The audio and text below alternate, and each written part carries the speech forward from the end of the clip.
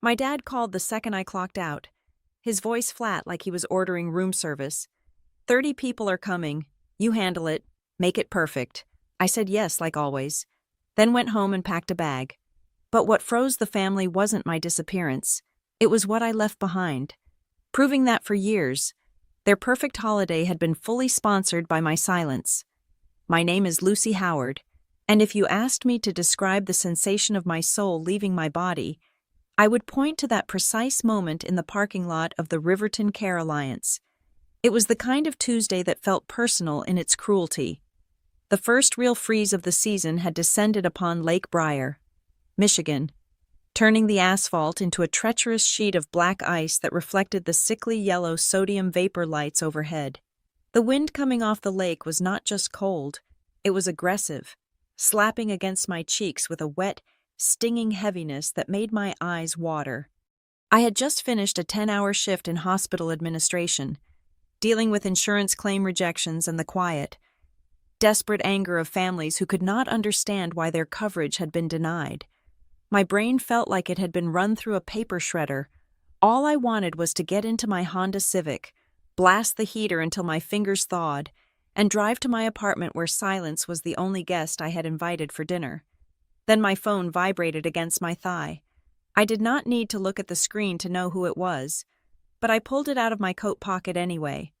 The screen illuminated the dark, swirling snow. Dad.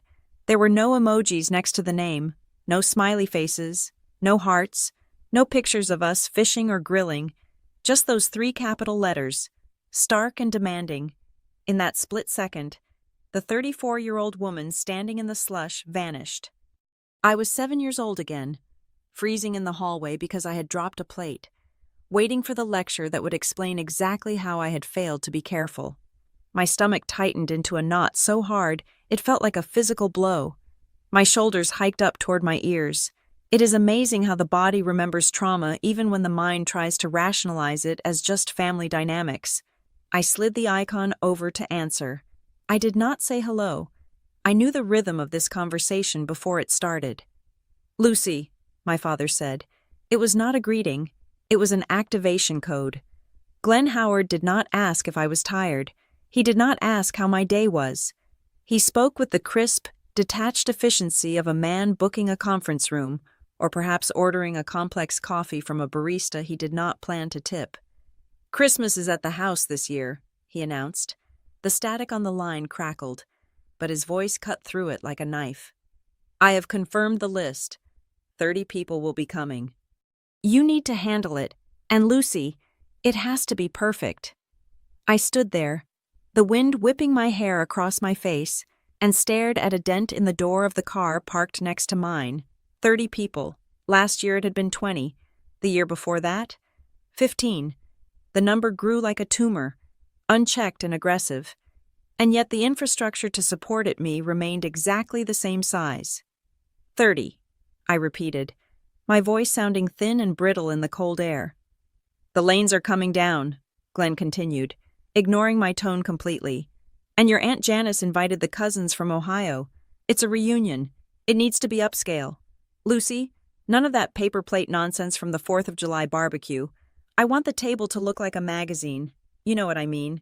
Real linens. Crystal. And for the main, we are doing prime rib. Get the good cuts from that butcher in the city. The one you went to for Marissa's anniversary party. And we need a wine pairing. Nothing from the grocery store." He paused, but not to listen. He paused to let the instructions settle, like concrete pouring into a mold. "Make sure the house is ready by the 23rd, he added. "I don't want people walking in and seeing dust on the baseboards like last time." There was so much wrong with that sentence. There had been no dust on the baseboards last time. I had spent 6 hours on my hands and knees scrubbing those baseboards because he had mentioned that the sunlight hit them in the afternoon, but logic had no place here. Facts were irrelevant in the face of Glenn Howard's narrative. I opened my mouth to speak. The words were there, burning in my throat. No, that was the word. It was short, simple, and complete. No, Dad. I am tired. I have a job. I cannot feed 30 people on a single salary. I cannot be the maid. the chef, and the punching bag for your ego. But as the freezing wind bit into my skin, the old script began to play in my head, louder than my own thoughts. If I said no, I knew exactly what would happen. He would sigh, that long, disappointed exhale that sounded like a tire losing air. He would call Aunt Janice. Within an hour, my phone would blow up with texts. Why are you being so difficult? Why do you have to be so selfish? It is just one meal. Why do you always have to be so dramatic? You are ruining the holiday spirit. I was trapped. The cage was not made of iron bars. It was built from the fear of being the villain in their story. I was terrified of the guilt they could manufacture and ship to my doorstep with free delivery. So, I did what I always did. I swallowed the bile. I let the cold seep into my bones and numb the outrage. Okay, I said. I will take care of it. Good, Glenn said. He didn't say thank you. He didn't say he appreciated it. He just pivoted to the next logistical point. Oh, and make sure you get the driveway cleared before everyone arrives. I don't want anyone slipping. The line went dead. I lowered the phone and stared at the black screen. The parking lot lights buzzed overhead. A siren wailed in the distance, heading toward the emergency room entrance. Something inside me snapped. It was not a loud snap. It was not a cinematic scream into the void. It was quieter than that. It felt like a single, taut thread, one that had been holding a heavy tapestry together for decades, had simply given up. It frayed and parted. The tension that had defined my relationship with my father, the constant, desperate need to please him, to buy his affection with labor and perfection, suddenly went slack. I got into my car. My hands were shaking, but not from the cold. I started the engine and drove out of the lot. Merging onto the highway that led toward my apartment, the heater blasted hot air against my frozen feet, but I couldn't feel it. I drove on autopilot, my eyes fixed on the red taillights of the car in front of me. 30 people, upscale, prime rib, magazine quality. I did the math in my head as I drove. The meat alone would cost $600. The wine would be another $400 if I followed his no grocery store rule. The decorations, the linens, the fresh flowers he would inevitably demand at the last minute, because the ones I bought weren't festive enough. We were looking at $2,000. $2,000 of my money, my savings, money I had set aside to fix the transmission on my car, or maybe, just maybe, take a vacation where I didn't have to clean up after anyone. Glenn wouldn't offer a dime, if I asked. He would wave his hand and say, "Don't make everything about money, Lucy. It's so unbecoming." I pulled into the carport of my apartment complex. It was a modest building, beige brick, sturdy and unpretentious. It was mine. I paid the rent. I bought the furniture. There were no ghosts here, usually. But tonight, as I walked up the stairs to the second floor, I felt the heavy shadow of Hollow Creek following me. I unlocked my door and stepped inside. The air was still and warm. My cat, Barnaby, rubbed against my ankles, purring a welcome that asked for nothing more than a scratch behind the ears. I dropped my keys on the small console table. My eyes drifted across the living room to the closet door, which was slightly ajar. Peeking out from the bottom shelf was the corner of my large suitcase. It was a dark blue hard-shell case I had bought 5 years ago for a trip to Italy. That never happened because Dad had thrown his back out and needed help around the house for 3 weeks. I stared at that suitcase. My body seemed to recognize the shape of the solution before my brain could process the logistics. It was a gravitational pull. I didn't take off my coat. I didn't take off my boots. I walked across the living room, my footsteps heavy on the hardwood floor, and pulled the suitcase out. My phone chimed in my pocket. A text message. I knew who it was. I pulled it out, dread curling in my stomach. "Don't forget 30 people. Make me look good." I stared at the words. Make me look good. There it was. The invoice. The transaction fee. He didn't want a family Christmas.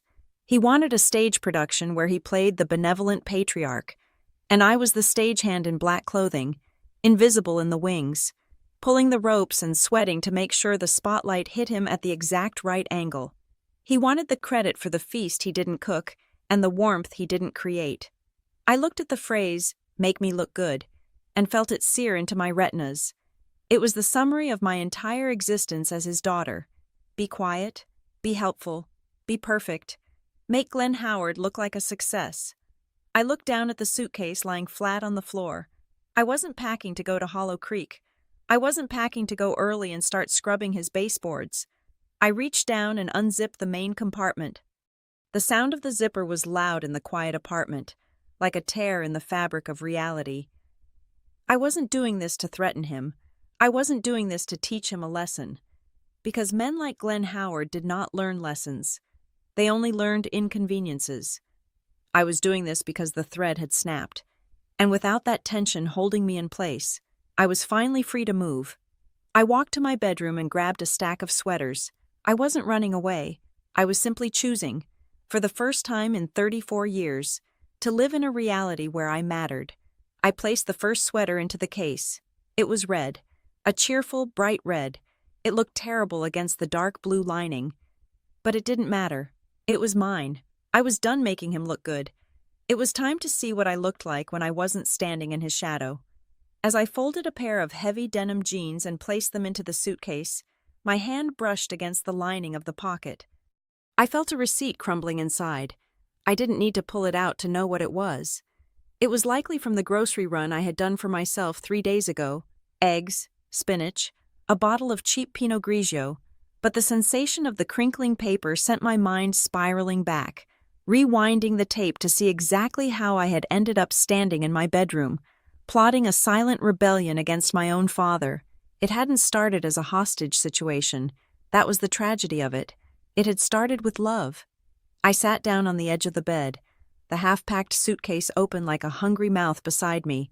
I allowed myself to remember the first year. It was 6 years ago. Mom had passed away in October. The grief was still so thick in the air at Hollow Creek that you could taste it, metallic and heavy. That Christmas, nobody knew what to do. Dad was a ghost haunting his own living room, staring at the television without turning it on. The house felt cold. So, I stepped up. I didn't do it because I was asked. I did it because the silence terrified me. I bought the tree. I cooked Mom's traditional glazed ham. I wrapped gifts for the cousins. I scrubbed the bathrooms because I couldn't stand the thought of guests seeing the house fall apart along with my father. That night, after everyone had left, Dad had hugged me. He had cried into my shoulder, his frame shaking, and whispered that I had saved him. Aunt Janice had squeezed my hand and told me I was the glue holding us all together.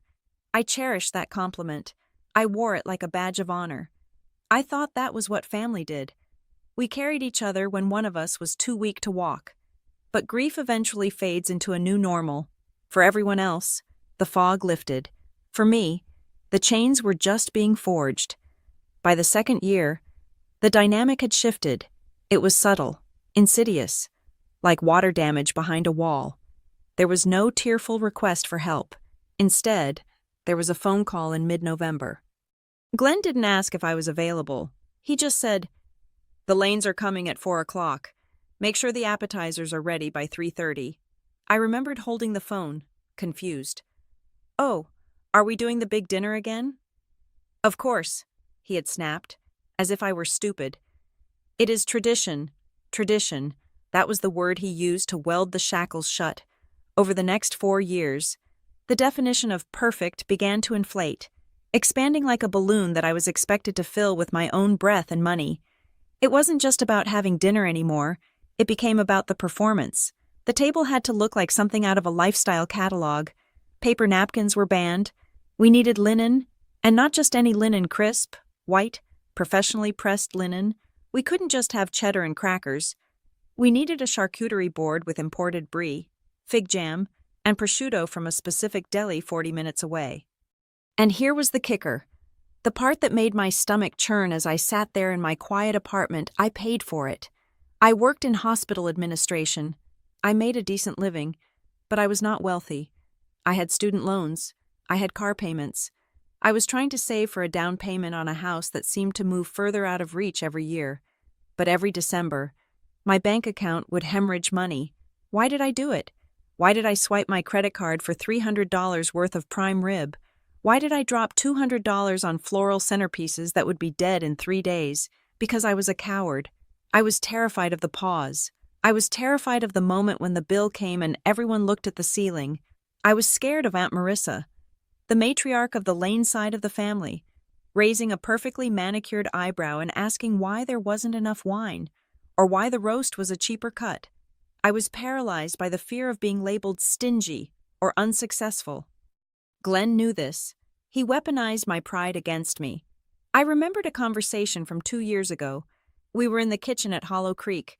I was up to my elbows in soapy water, scrubbing a roasting pan that was older than I was. Dad was standing in the doorway, swirling a glass of scotch, watching me. "Dad," I had said, trying to keep my voice casual, "the grocery bill was pretty high this year. Do you think maybe everyone could chip in $20? Or maybe you could cover the alcohol?" He had sighed, that long, disappointed sound that made me feel 6 inches tall. "Lucy, please, family shouldn't count costs. It is so tacky to talk about money when we are trying to celebrate. Don't make everything into a transaction." "I am not making it a transaction," I had argued weakly. "I am just saying it is a lot for one person." "You are too sensitive," he had said, taking a sip of his drink. "You always have been. Just focus on the joy of giving, sweetheart. It comes back to you." It did not come back to me. What came back to me was the erasure of my effort. That was the bitterest pill, the one that stuck in my throat every single year. I closed my eyes and pictured the scene from last Christmas. It was vivid. High-definition humiliation. The house was packed. The fire was crackling. The smell of pine and roasted garlic filled the air scents I had created. Glenn stood at the head of the table, tapping a spoon against his glass. "I just want to thank everyone for coming," he had boomed, his face flushed with wine and satisfaction. "I love having this house full. It means the world to me to provide a place for us all to gather. I wanted everything to be perfect for you all, and I think we pulled it off." "Here, here," Uncle Bob had shouted. "Glenn, the beef is exquisite," Aunt Marissa had purred. "You really know how to host, Glenn. Such taste." And where was I? I was in the kitchen, pulling a tray of burning hot dinner rolls out of the oven. I was sweating. My makeup had melted hours ago. My feet were throbbing in my shoes. When I finally walked out to the dining room to refill the water pitchers, Aunt Janice had looked up at me with a pitying smile. "Oh, look at her," she had chirped to the table. "Always running around. Lucy just loves to be busy, doesn't she? She can't sit still. She loves to be busy." They had rewritten my servitude as a personality quirk. They had decided that I wasn't working. I was indulging in a hobby. I wasn't a servant. I was just a frantic little creature who enjoyed stress. It absolved them of all guilt. If Lucy enjoyed the bustle, then nobody needed to help her. Nobody needed to clear a plate. Nobody needed to offer a check. They were doing me a favor by letting me serve them. I opened my eyes and looked around my living room. There were gaps on my shelves. My silver serving platter was gone. It was at Dad's house. I had brought it over 3 years ago for the turkey, and when I tried to take it home, he said, "Just leave it. You will need it for Easter." It never came back. My expensive, heavy-bottomed roasting pot at Dad's, my set of crystal wine glasses that I had bought with my first bonus at Dad's, my best tablecloths at Dad's. My labor had been colonized. My possessions had been annexed. The house at Hollow Creek had slowly absorbed the best parts of my life, leaving me with the empty spaces. It was as if his house felt entitled to own anything that made me useful. I stood up and walked over to my desk. I needed to see it. I needed the cold, hard data to stiffen my resolve. Because a part of me, the part trained to be a good daughter, was already whispering that I was being cruel by packing that suitcase. I opened my laptop and logged into my banking portal.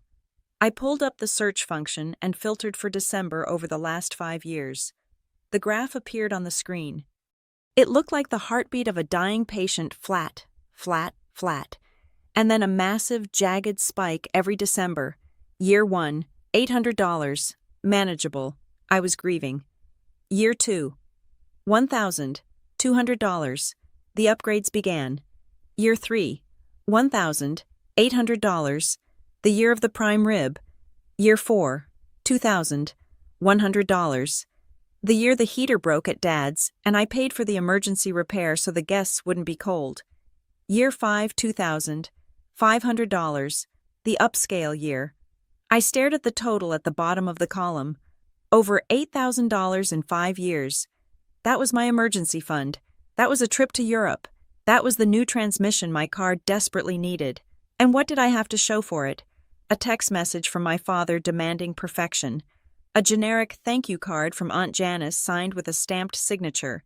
And the reputation of being the girl who likes to be busy. I felt the anger rising again, but this time it wasn't hot and explosive. It was cold. It was calculating. It was the kind of anger that clarifies vision. I reached for my phone. I needed a witness. I needed someone to look at the reality with me so I didn't gaslight myself into thinking I was the crazy one. I scrolled to Tessa's name, Tessa Monroe, my best friend since sophomore year of college. She was the only person who knew the truth, though even she didn't know the full financial extent of it. I hit dial. She picked up on the second ring. Hey, Luce. I thought you'd be drowning in marinara sauce by now. Isn't it prep week? Her voice was light, teasing. She expected the usual complaints. She expected me to vent for 10 minutes about the menu and then go do it anyway. Dad called, I said. My voice was steady, surprisingly calm. He did it again. There was a silence on the other end. Tessa knew what it meant. She knew the tone. She knew the demands. 30 people, I continued, staring at the open suitcase. He wants it upscale. He wants it perfect. And he hasn't offered to pay for a single carrot. Tessa didn't gasp. She didn't scream. She stayed quiet for a long moment, letting the weight of my words hang in the air between us. Okay, Tessa said finally. Her voice dropped an octave, losing all its teasing lightness. So here is the question, Lucy, and I need you to answer it honestly. What? Are you going to play the role this time, she asked. Are you going to put on the apron, drain your savings account, and let them treat you like the hired help while Glenn takes the bow? Is that who you are this year? The question hung there. It wasn't an accusation. It was a challenge. It was a mirror held up to my face. I looked at the red sweater in my suitcase. I looked at the bank statement on my screen. I looked at the empty spot on the shelf where my silver platter used to be. No, I whispered. Then, louder. No. Good, Tessa said. Then what are you going to do? I am going to resign, I said. Effective immediately. Resign. Tessa repeated the word, tasting it. Resigning implies you have a contract. Lucy, it implies you have benefits, a salary, and a human resources department to file a complaint with when the boss creates a hostile work environment. You don't have any of that. You aren't an employee. You are volunteer tribute. I held the phone tighter, pacing the small length of my kitchen. That is harsh. Is it? Tessa countered. Her voice was surgical, cutting away the emotional fat to expose the bone. Let's look at the org chart. Marissa is the CEO who critiques the strategy. Glenn is the project manager who takes credit for the deliverables. Janice is the PR department, spinning the exploitation as family bonding. And you are the unpaid intern they send out for coffee. Except the coffee costs $5,000 and takes a week to brew. She paused, letting the silence stretch just enough to be uncomfortable. You are not the daughter they are asking for help. Lucy, you are the staff they forgot to put on the payroll. Actually, it is worse. Staff gets to go home at 5. Staff gets overtime. You just get the privilege of cleaning up the wrapping paper while they drink the brandy you bought. I stopped pacing. I was standing in front of my refrigerator. I pulled the handle and the door swung open, the light flickering on to reveal the sad, quiet truth of my actual life. There was a carton of almond milk, a container of Greek yogurt, half a rotisserie chicken from 3 days ago, and a bag of spinach that was starting to look questionable. It was a fridge for one. It was a life for one. It was manageable. It was peaceful. I tried to superimpose Glenn's demands over this image. I tried to imagine fitting a prime rib, 5 pounds of potatoes, 3 crates of wine, and trays of appetizers into this space. The cognitive dissonance made my head spin. My life was small, self-contained, and solvent. His demands were a tidal wave designed to crash through my front door and drown everything I had built. "You are right," I said to Tessa. My voice sounded different to my own ears, less tremulous, more like the steel that reinforced the hospital walls I worked within. "I know I am right," Tessa said. "The question is, what is the plan? Because if you just don't show up, they will send a search party, or the police. Glenn is dramatic enough to do it. I am not going to just not show up," I said, my mind racing. "I am going to change the venue." "What does that mean?" "It means I am taking myself off the board." Before Tessa could ask more, a chime sounded in my ear. I pulled the phone away from my face to check the screen. A text message. It was from Aunt Janice. "So glad you are handling everything again. Sweetie, you always make Christmas so special. We are all so relieved we don't have to worry about a thing knowing you are in charge. Love you." I read it twice. On the surface, it was affectionate. It was a warm, fuzzy message from a loving aunt. But under the microscope of my new perspective, it looked like a binding contract signed without my consent. We are all so relieved. Translation: we are lazy. We don't have to worry about a thing. Translation: you carry the anxiety for all of us. You make it special. Translation: if it is not special, it is your fault. It was a masterful piece of manipulation, wrapped in a bow of toxic positivity. If I complained now, I wouldn't just be unhelpful. I would be destroying their relief.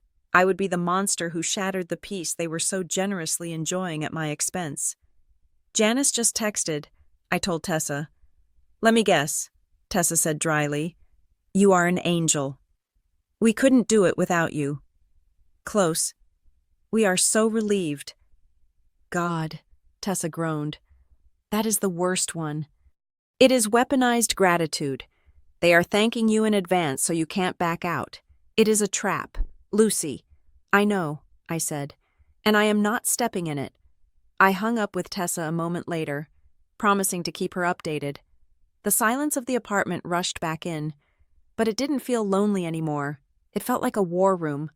I sat down at my small kitchen table and opened my notebook. I needed to visualize the week ahead if I complied. I needed to scare myself into action. If I said yes, tomorrow would start with a panic attack. I would have to leave work early, using my own vacation time, to hit the wholesale club. I would push a cart with a wobbling wheel through the aisles, fighting grandmothers for the last blocks of high-end cheddar. I would spend $600 in 40 minutes. Thursday night would be cleaning. I would drive to Hollow Creek. I would spend 5 hours on my knees scrubbing the grout in the guest bathroom because Glenn had mentioned the tiles looked dingy. I would dust the ceiling fans. I would vacuum the drapes. Friday would be prep, chopping onions until I cried, peeling 10 pounds of potatoes until my hands cramped, marinating the meat, setting the table with the precision of a bomb disposal unit, measuring the distance between the forks and the knives because Marissa would notice if they were off. And Saturday, Christmas Eve, the arrival, the performance, I would be in the kitchen, sweating through my nice blouse, monitoring 3 timers, while the sound of laughter drifted in from the living room. I would come out with the tray of appetizers, the ones I paid for, and they would smile and take them without making eye contact, continuing their conversation about whose child got into a better college, and then the bill would come due. Not the financial bill, I would have already paid that. The emotional bill, the feeling of being hollowed out, the feeling of being a prop in my own family. I looked down at my notebook and wrote a single sentence, pressing the pen so hard into the paper that it tore through to the next page. If a holiday collapses because one person refuses to be the servant, it is not a holiday, it is a trap. That was it. That was the truth I had been running from. A real family celebration is a potluck of effort. It is a shared burden.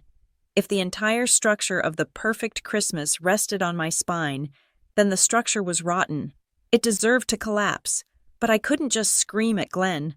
I couldn't call him and list my grievances. I knew how that movie ended. He would interrupt. He would gaslight. He would use phrases like, "After everything I have done for you," and "You are ruining the memory of your mother." He would drag me into the mud of emotional debate. And he had more experience wrestling there than I did. I couldn't win an argument. So, I wouldn't have one. I would choose a different battlefield. I would choose the battlefield of logistics. I turned the page in my notebook and wrote a new header, "The Separation of Assets." If I was resigning, I needed to take my equipment with me. I started listing everything in Glenn's house that I had purchased, maintained, or lent to the cause. The silver serving platter, value $200. The set of 12 linen napkins, value $80. The heavy roasting pan, value $150. The crystal wine glasses, value $300. The high-end spice collection in the pantry, value approx $100. The Dyson vacuum cleaner I left there last year because his broke, value $400.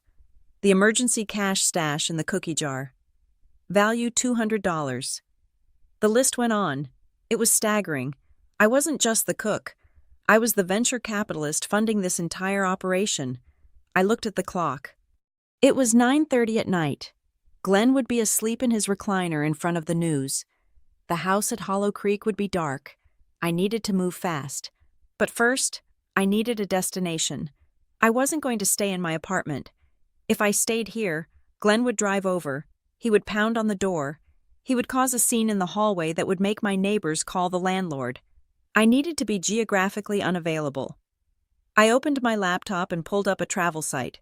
I didn't want to go too far. I needed to be close enough to return if there was a genuine life-or-death emergency, but far enough to be inconvenient.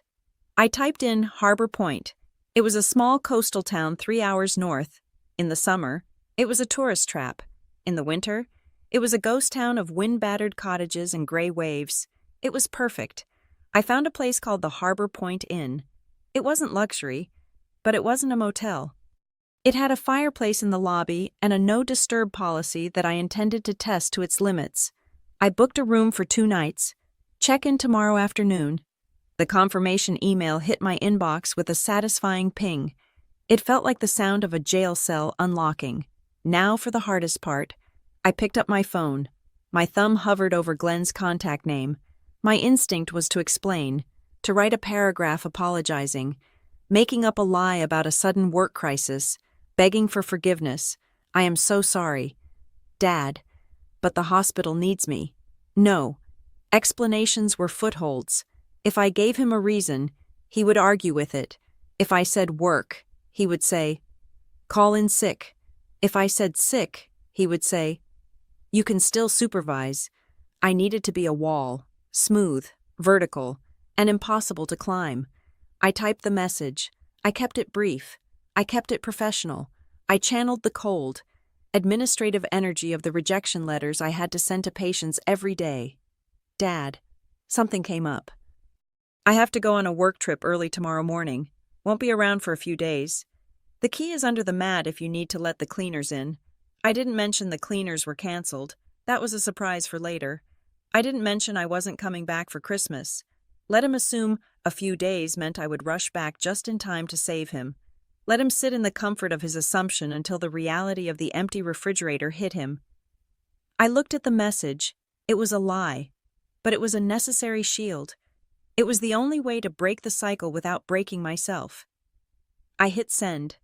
Then, before the delivered receipt could even register, before the inevitable 3 dots of his typing could appear, I did something I had never done in my life. I held down the power button on the side of my phone. Slide to power off. I slid my finger across the screen. The light vanished. The screen went black. The connection was severed. For a moment, panic flared in my chest. What if he needs me? What if he has a heart attack? What if the house burns down, then— "A cooler," calmer voice answered. "He is a grown man. He has a phone. He has neighbors. He has 30 relatives coming to save him." I tossed the dead phone onto the sofa. It landed with a soft thud.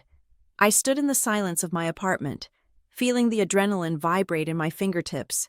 I wasn't just leaving town. I was staging a coup, and the first act of the revolution was going to be a raid on my own property. I went to the closet and grabbed a second bag, a large, sturdy canvas tote. "Okay, Barnaby," I said to the cat, who was watching me from the top of the bookshelf with yellow, judging eyes. "I am going to get my roasting pan back." I grabbed my car keys. The night was young. The roads were icy, and for the first time in years, I wasn't driving toward an obligation. I was driving toward justice. The digital clock on my dashboard read 4:45 in the morning when I rolled into the driveway of the house at Hollow Creek. The world was pitch black, save for the blue-gray tint of the snow reflecting the moonlight. The house loomed large and silent, a sleeping beast that had fed on my energy for a decade. I killed the headlights immediately to avoid sweeping a beam across Glenn's bedroom window on the second floor. I sat there for a moment, the engine ticking as it cooled, listening to the silence. This was usually the time I would be arriving to start the turkey, my stomach in knots, my mind racing through a checklist of chores. But today, my heart rate was slow. My hands were steady. I wasn't here to serve. I was here to repossess. I stepped out of the car, the crunch of frozen gravel under my boots sounding impossibly loud in the stillness. I moved to the side door, the one that led directly into the kitchen. I reached into my pocket and pulled out the brass key. It was a copy I had paid for myself 5 years ago because Glenn kept forgetting to leave the front door unlocked for me. I slid the key into the lock. It turned with a smooth, heavy click. I pushed the door open and stepped into the warmth of the kitchen. It smelled of stale coffee and that specific, woody scent of old furniture polish. From upstairs, I could hear the faint, rhythmic rumble of my father's snoring. He was deep asleep, likely dreaming of the prime rib I was supposed to be seasoning right now. I didn't turn on the main lights. I didn't want to wake him. Instead, I clicked on the small under-cabinet LEDs that cast a soft, surgical glow over the granite countertops. I set my canvas tote bag on the island and took a deep breath. This was a heist, but it wasn't a crime. You cannot steal what you already own. I was simply conducting an asset separation. I started with the pantry. I opened the tall double doors and stared at the shelves. To an outsider, it looked like a well-stocked larder ready for a feast. To me, it looked like a ledger of debts.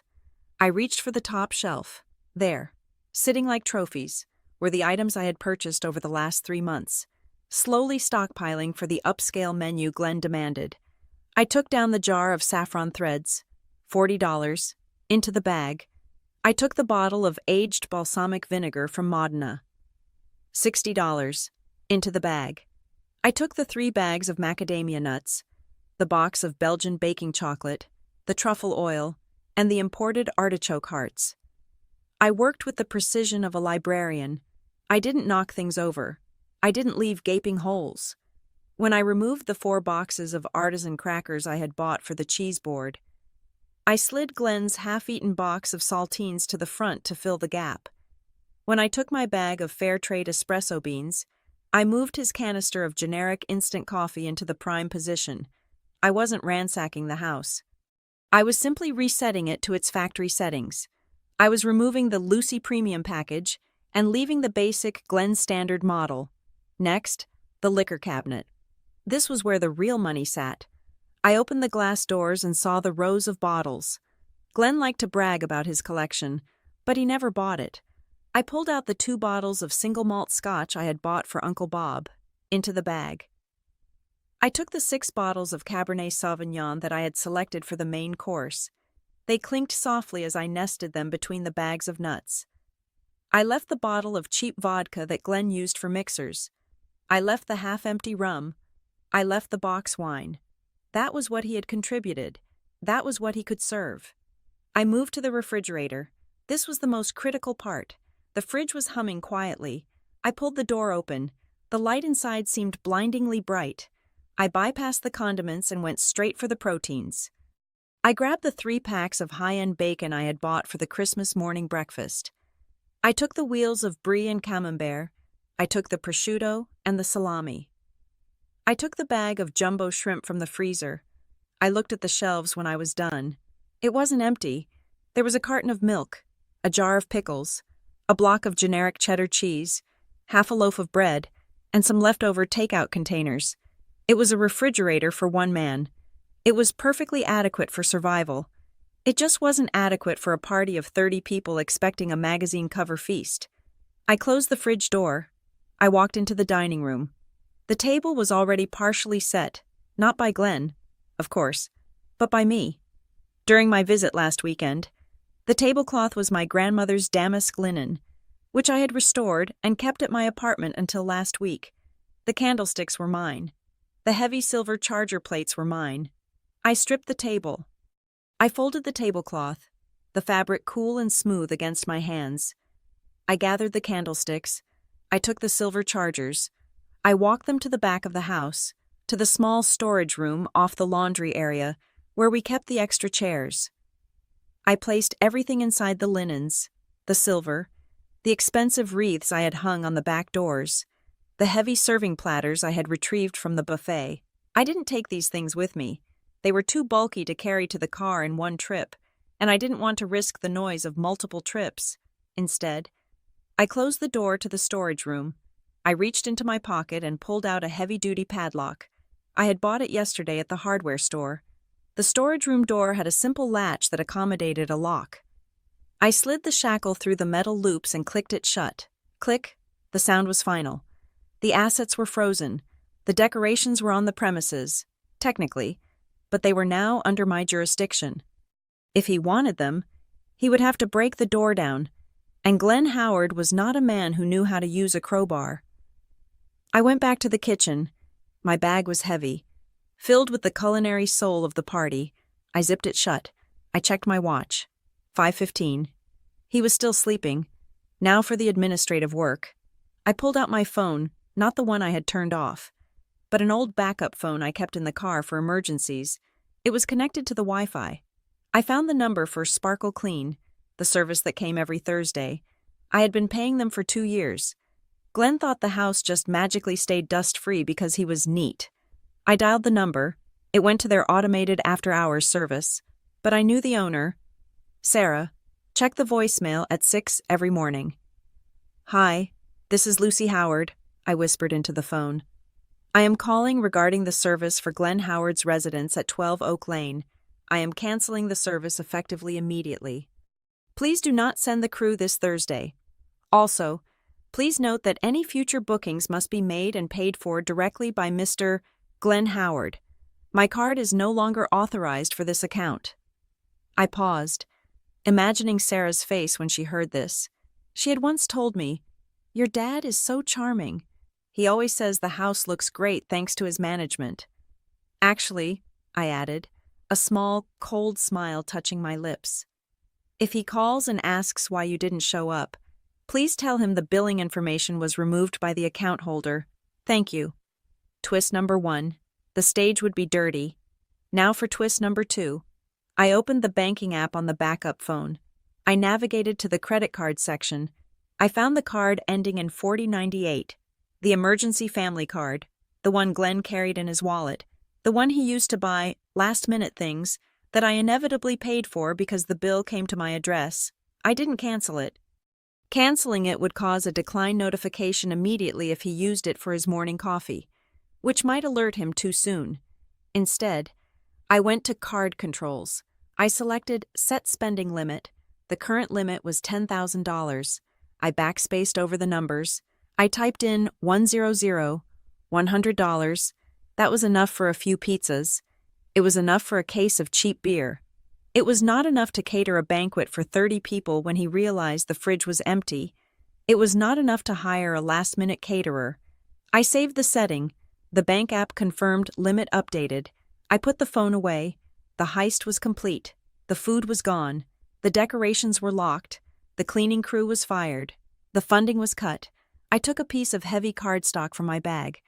I had written it in the car before I came in, so my handwriting wouldn't look shaky. I walked over to the kitchen island, right where he always sat to drink his coffee. I placed his spare key on the granite. It was the key he had given me 10 years ago. the symbol of my access, and my obligation. I placed the note on top of the key. I am not cooking. I am not cleaning. I am not serving. Have a perfect Christmas. It was brutal in its simplicity. No apologies, no explanations, just a statement of fact. I picked up my heavy tote bag. I took one last look around the kitchen. It looked normal. The counters were clear. The appliances were shining, but it was a hollow shell. The magic that made it a home, the smell of food, the warmth, the anticipation was in the bag slung over my shoulder. I walked to the door. I opened it and stepped out into the biting wind. The cold hit my face, but for the first time in my life, it didn't make me shiver. I closed the door behind me. I didn't lock it. I didn't need to. I wasn't protecting this house anymore. I walked to my car, the gravel crunching under my feet. I threw the bag into the passenger seat. As I backed out of the driveway, I looked up at the second-floor window. It was still dark. Glenn was still sleeping, dreaming of his perfect Christmas, unaware that he was about to wake up in a house that had been stripped of its engine. I drove away.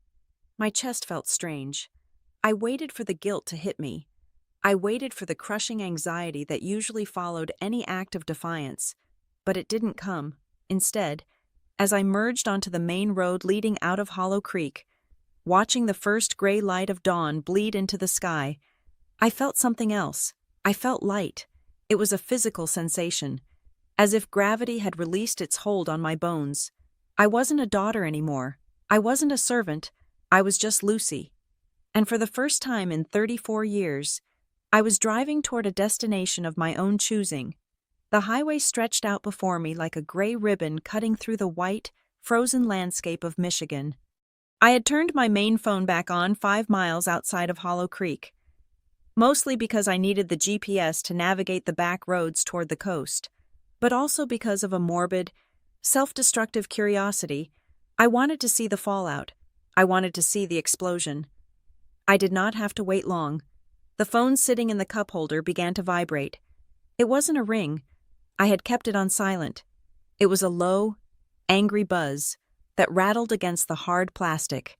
It stopped for 3 seconds, then started again, then again. It was a relentless, mechanical heartbeat of panic. I glanced down. Dad. I didn't answer. I kept my eyes on the road, watching the speedometer needle hover at exactly 70 miles per hour. My hands were gripping the steering wheel so hard, my knuckles were white. Every time the phone buzzed, my shoulders jumped. It was a physical reflex, a conditioned response cultivated over 3 decades of jumping whenever Glenn Howard snapped his fingers. Buzz, buzz, buzz. It felt like he was in the car with me, poking me in the ribs.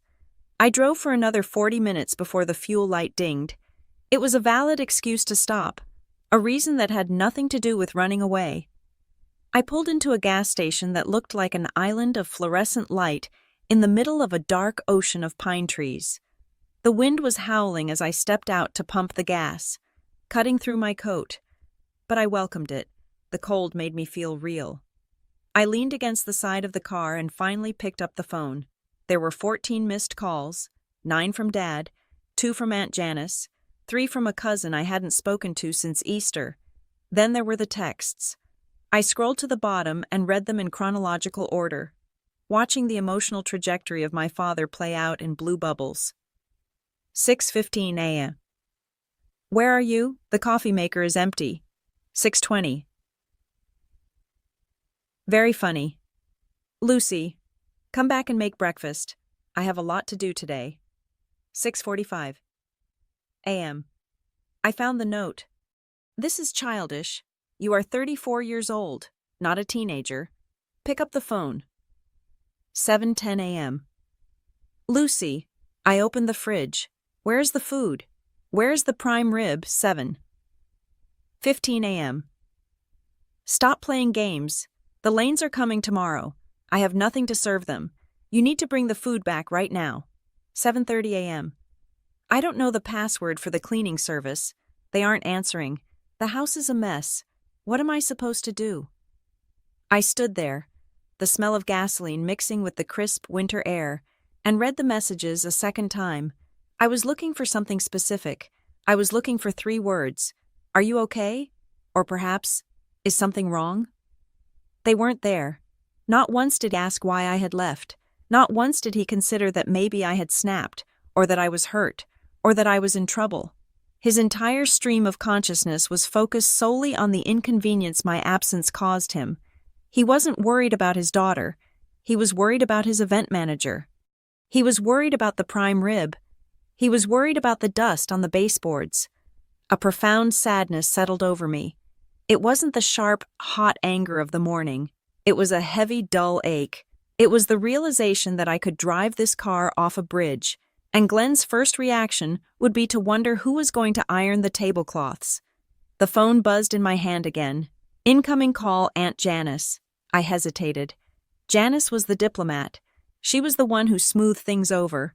The one who whispered, "He doesn't mean it," while handing you a tissue. But she was also the enforcer of the status quo. Her peace was always purchased at my expense. I slid the icon to answer. "Hello." "Oh, thank God." Janice's voice was breathless, pitched high with manufactured relief. "Lucy, honey, where are you? Your father is climbing the walls. He says you took the food." "I took the food I paid for," I said. My voice sounded calm, which surprised me. I was shaking on the inside, but the words came out flat and steady. Okay, Janice soothed. "Listen, we know you are stressed. It is a big holiday. We all appreciate how hard you work, but you can't just leave him like this. The house is half cleaned.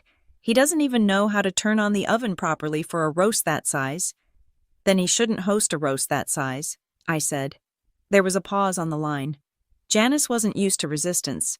She was used to compliance wrapped in a sigh. "Lucy," she said, her tone shifting from concern to a gentle scolding, "don't be like this. Just come back for a bit. Bring the food back. Help him get set up, and we can talk about it.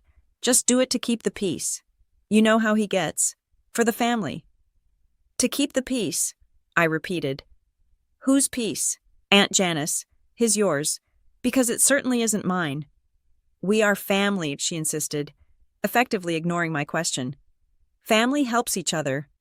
"I have helped," I said. "I have helped for 10 years. I have paid for everything. I have done everything, and I am done."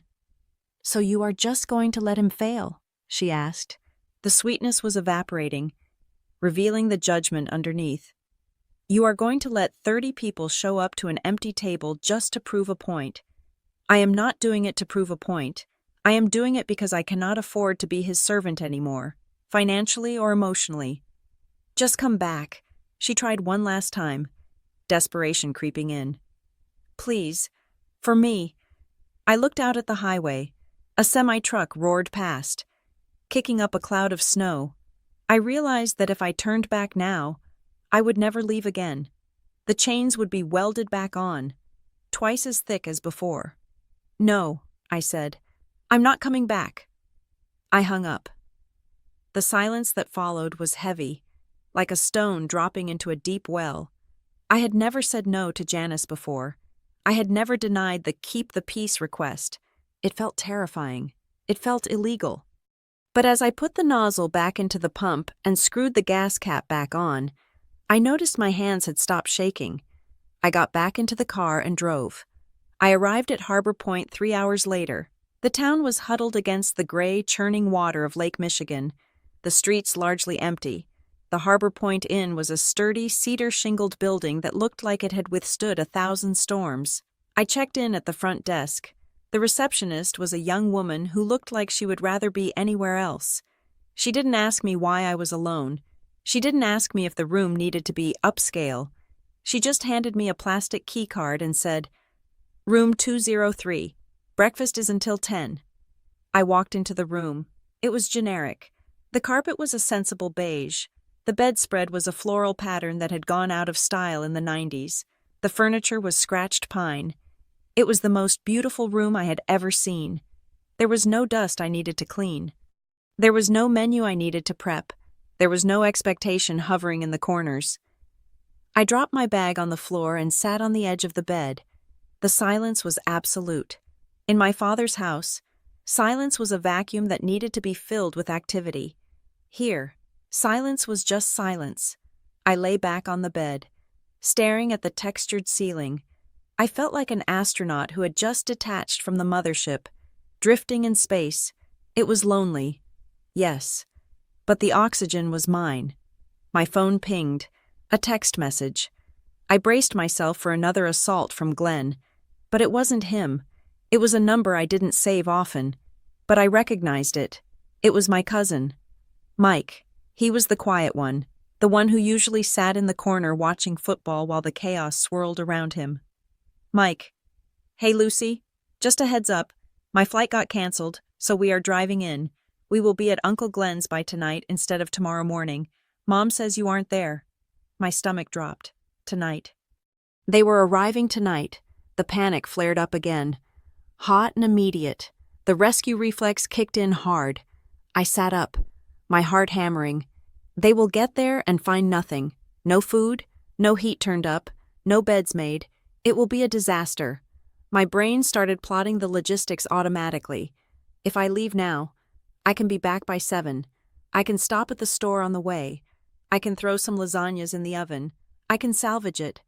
I stood up and grabbed my car keys. I was halfway to the door before I froze. I looked at my hand, gripping the keys. This was the addiction. This was the sickness. The belief that it was my job to prevent other adults from experiencing the consequences of their own lack of planning. Mike was 30 years old. Glenn was 65. Why was I the only one responsible for their comfort? I forced my fingers to open. The keys fell onto the dresser with a clatter. No, I said aloud to the empty room. Let them arrive. Let them see it. But the anxiety was a physical energy that needed to go somewhere. I couldn't sit in the room. I needed to move. I put on my coat and scarf and walked out of the hotel. I crossed the street and headed toward the pier. The wind off the lake was brutal here, a solid wall of ice that pushed against me, making it hard to breathe. I walked into the wind. I wanted to feel the resistance. I needed to be reminded that walking away was hard work. I walked until my face was numb and my legs burned. I imagined the scene happening at Hollow Creek right now. Glenn pacing, the empty pantry, the realization slowly sinking in that the magic elf wasn't coming out of the woodwork to fix it. It is a trap, I reminded myself, reciting the line from my notebook. If it collapses, it was never a celebration. It was a hostage situation. I turned around at the end of the pier and looked back at the town. The lights of the inn were warm and inviting. I was safe. I was out.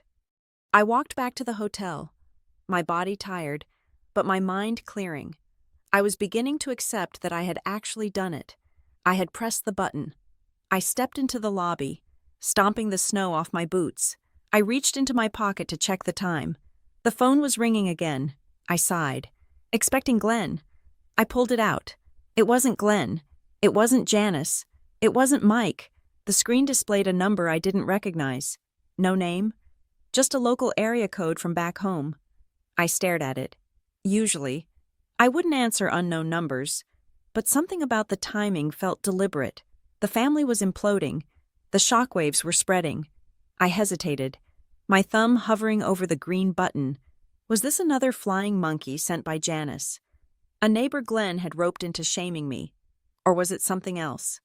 I took a breath, stepped into a quiet corner of the lobby away from the receptionist, and answered, "Hello." The voice on the other end was sharp, authoritative, and utterly unexpected. "Lucy Howard?" the woman asked. "Yes." "This is Marissa Lane." My blood ran cold. Marissa, the matriarch of the extended family, the woman Glenn was terrified of impressing, the woman who inspected silverware for water spots. She was the one person Glenn wanted this entire charade to be perfect for. "I am currently standing in your father's kitchen," Marissa said. Her voice was unreadable, stripped of the usual pleasantries. "And I have a question." The lobby of the Harbor Point Inn was quiet, save for the crackling of the fireplace and the low hum of the vending machine in the corner. But inside my phone, a riot was breaking out. I had not hung up on Marissa Lane yet. I was holding the phone to my ear. My breath caught in my throat. But before I could answer her, a barrage of notifications flooded the screen. lighting up the dim corner where I stood. It was as if the dam holding back the reality of the situation at Hollow Creek had finally burst, and the digital debris was hitting me all at once. To understand what was happening, you have to understand the geography of my family. We are not people who communicate directly. We operate in side channels, in whispers, and in group chats that exclude the person we are talking about. And right now, I was the subject, the object, and the missing piece of the puzzle. Through the texts popping up from my cousins, the social media notifications, and the sheer intuition built over 34 years of managing these people, I could see the scene at my father's house with terrifying clarity. It was playing out in my mind like a multi-screen security feed. Scene 1. The arrival. A text from my cousin Mike flashed. Just pulled in. Where do we park? Driveway is full of Uncle Glenn's truck and the boat he said he sold. I closed my eyes and I could see it. The gravel crunching under the tires of 3 different SUVs. The heavy thud of car doors closing in the biting Michigan wind. The chaos of 30 people, aunts, uncles, cousins, and a few toddlers spilling out onto the driveway. They would be shivering, clutching casseroles and garment bags, expecting the warm, golden glow of the Christmas house. Usually, I would have been at the door. I would have had the outdoor floodlights on. I would have had a wreath on the door the size of a tractor tire, one that I had spent 2 hours fluffing the night before. I would have been taking coats, directing traffic, and handing out hot cider within 30 seconds of their entry.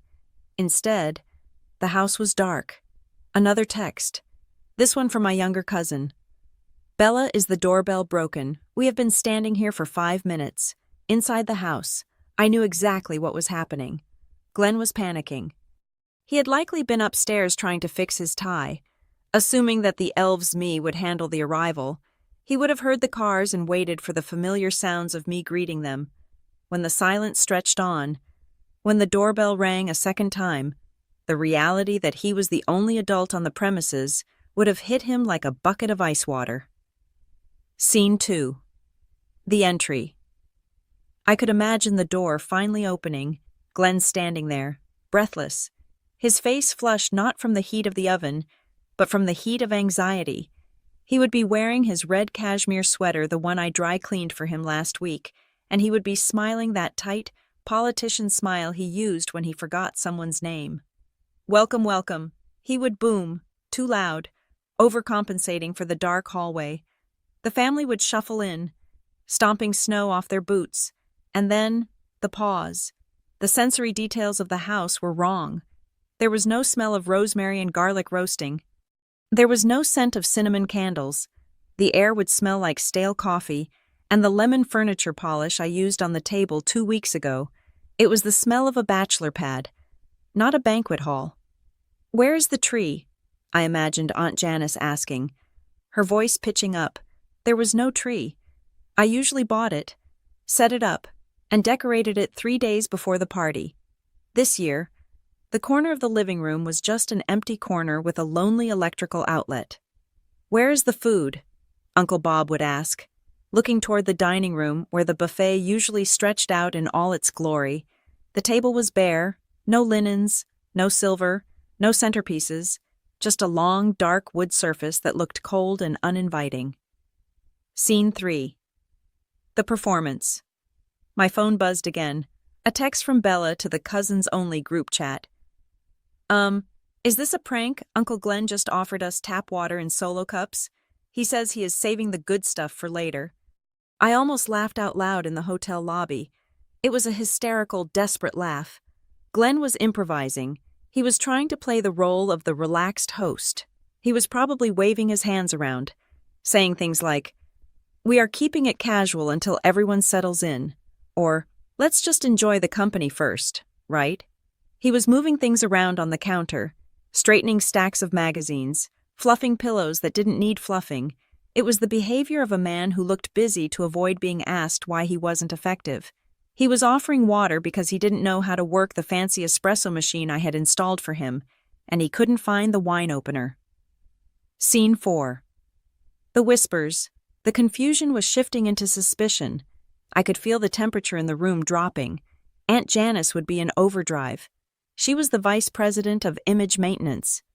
She would be moving from group to group, whispering, patting arms, trying to lower the volume of the questions. "Shh, don't worry," she would be hissing. "Lucy is just running a little behind. You know how she is. Always a perfectionist. She probably went to get something extra special."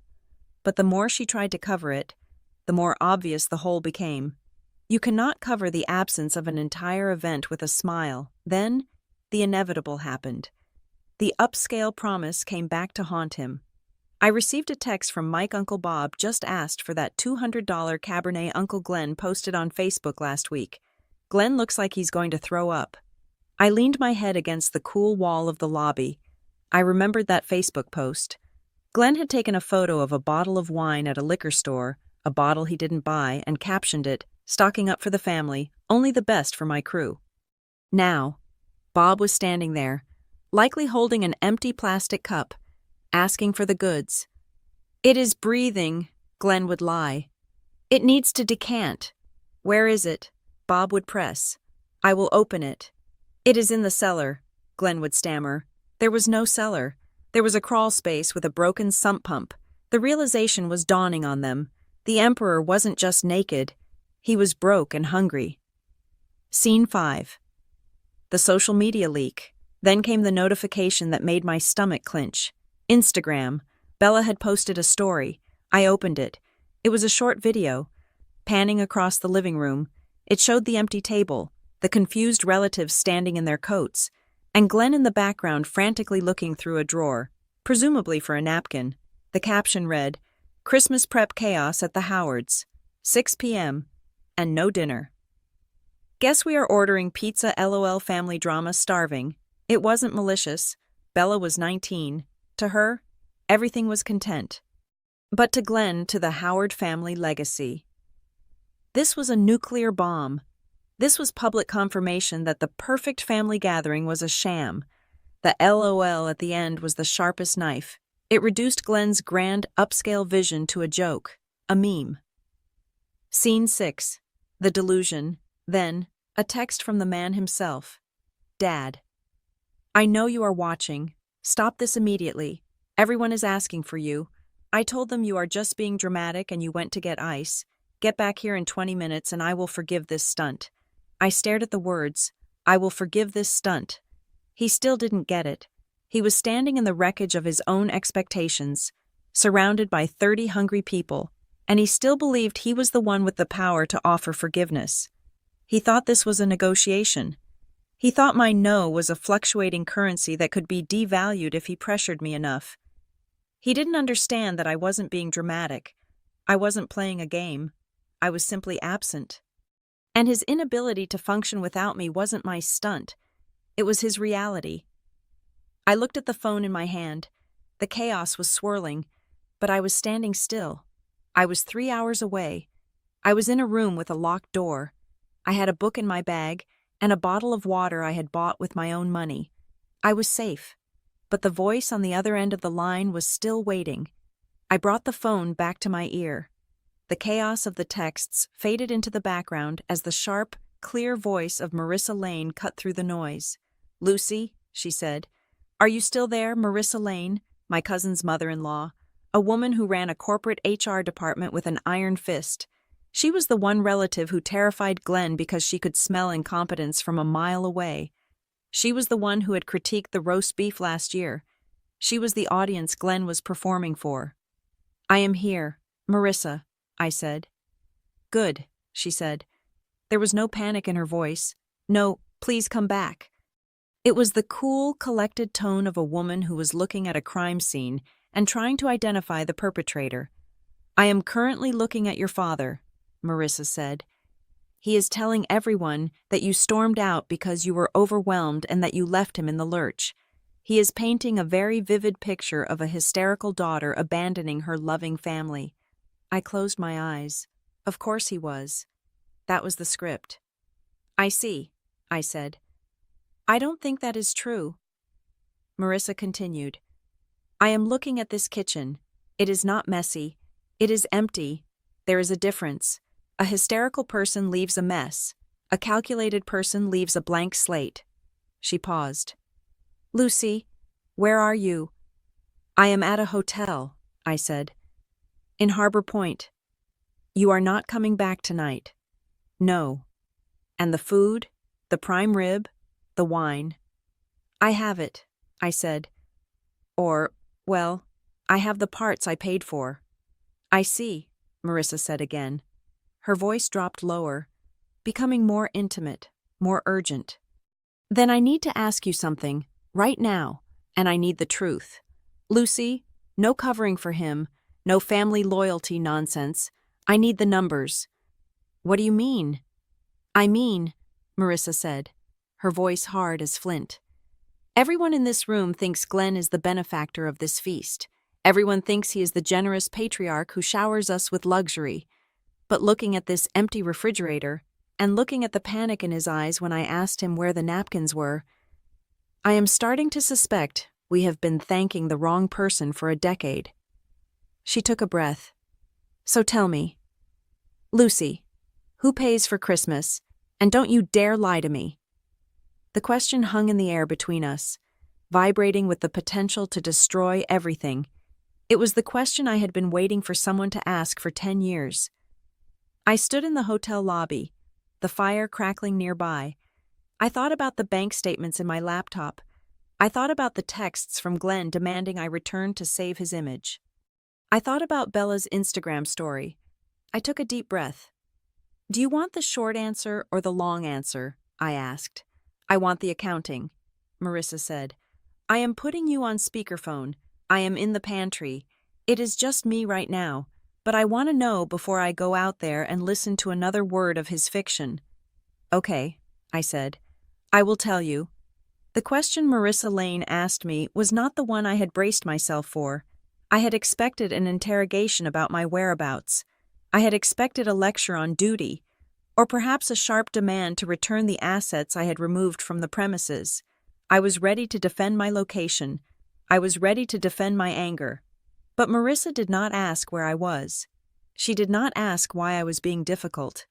Lucy, she said, her voice cutting through the static of the poor reception in the pantry. Are you safe? I stood frozen in the corner of the Harbor Point Inn lobby. The fire in the stone hearth crackled behind me, a sound of comfort that felt alien in this moment.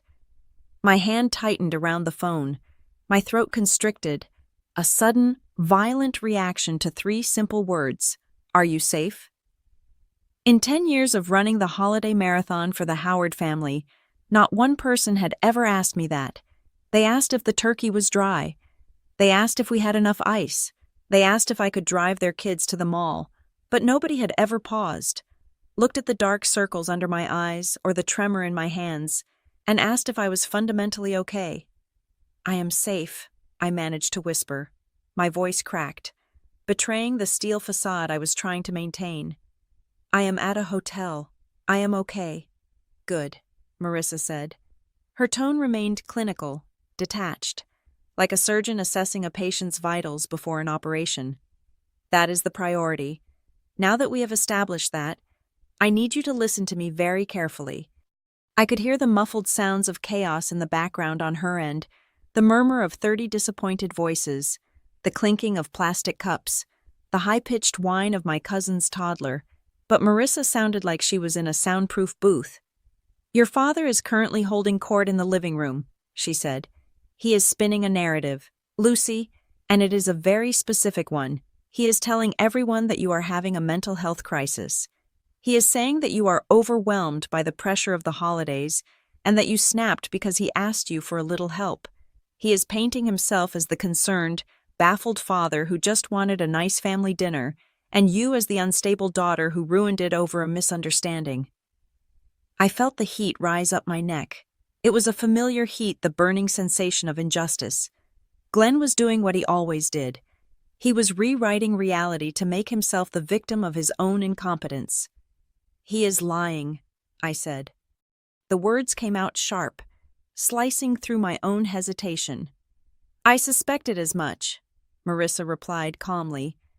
Glenn is a man who cares very deeply about appearances, and right now, he looks like a fool A fool will say anything to stop looking like a fool.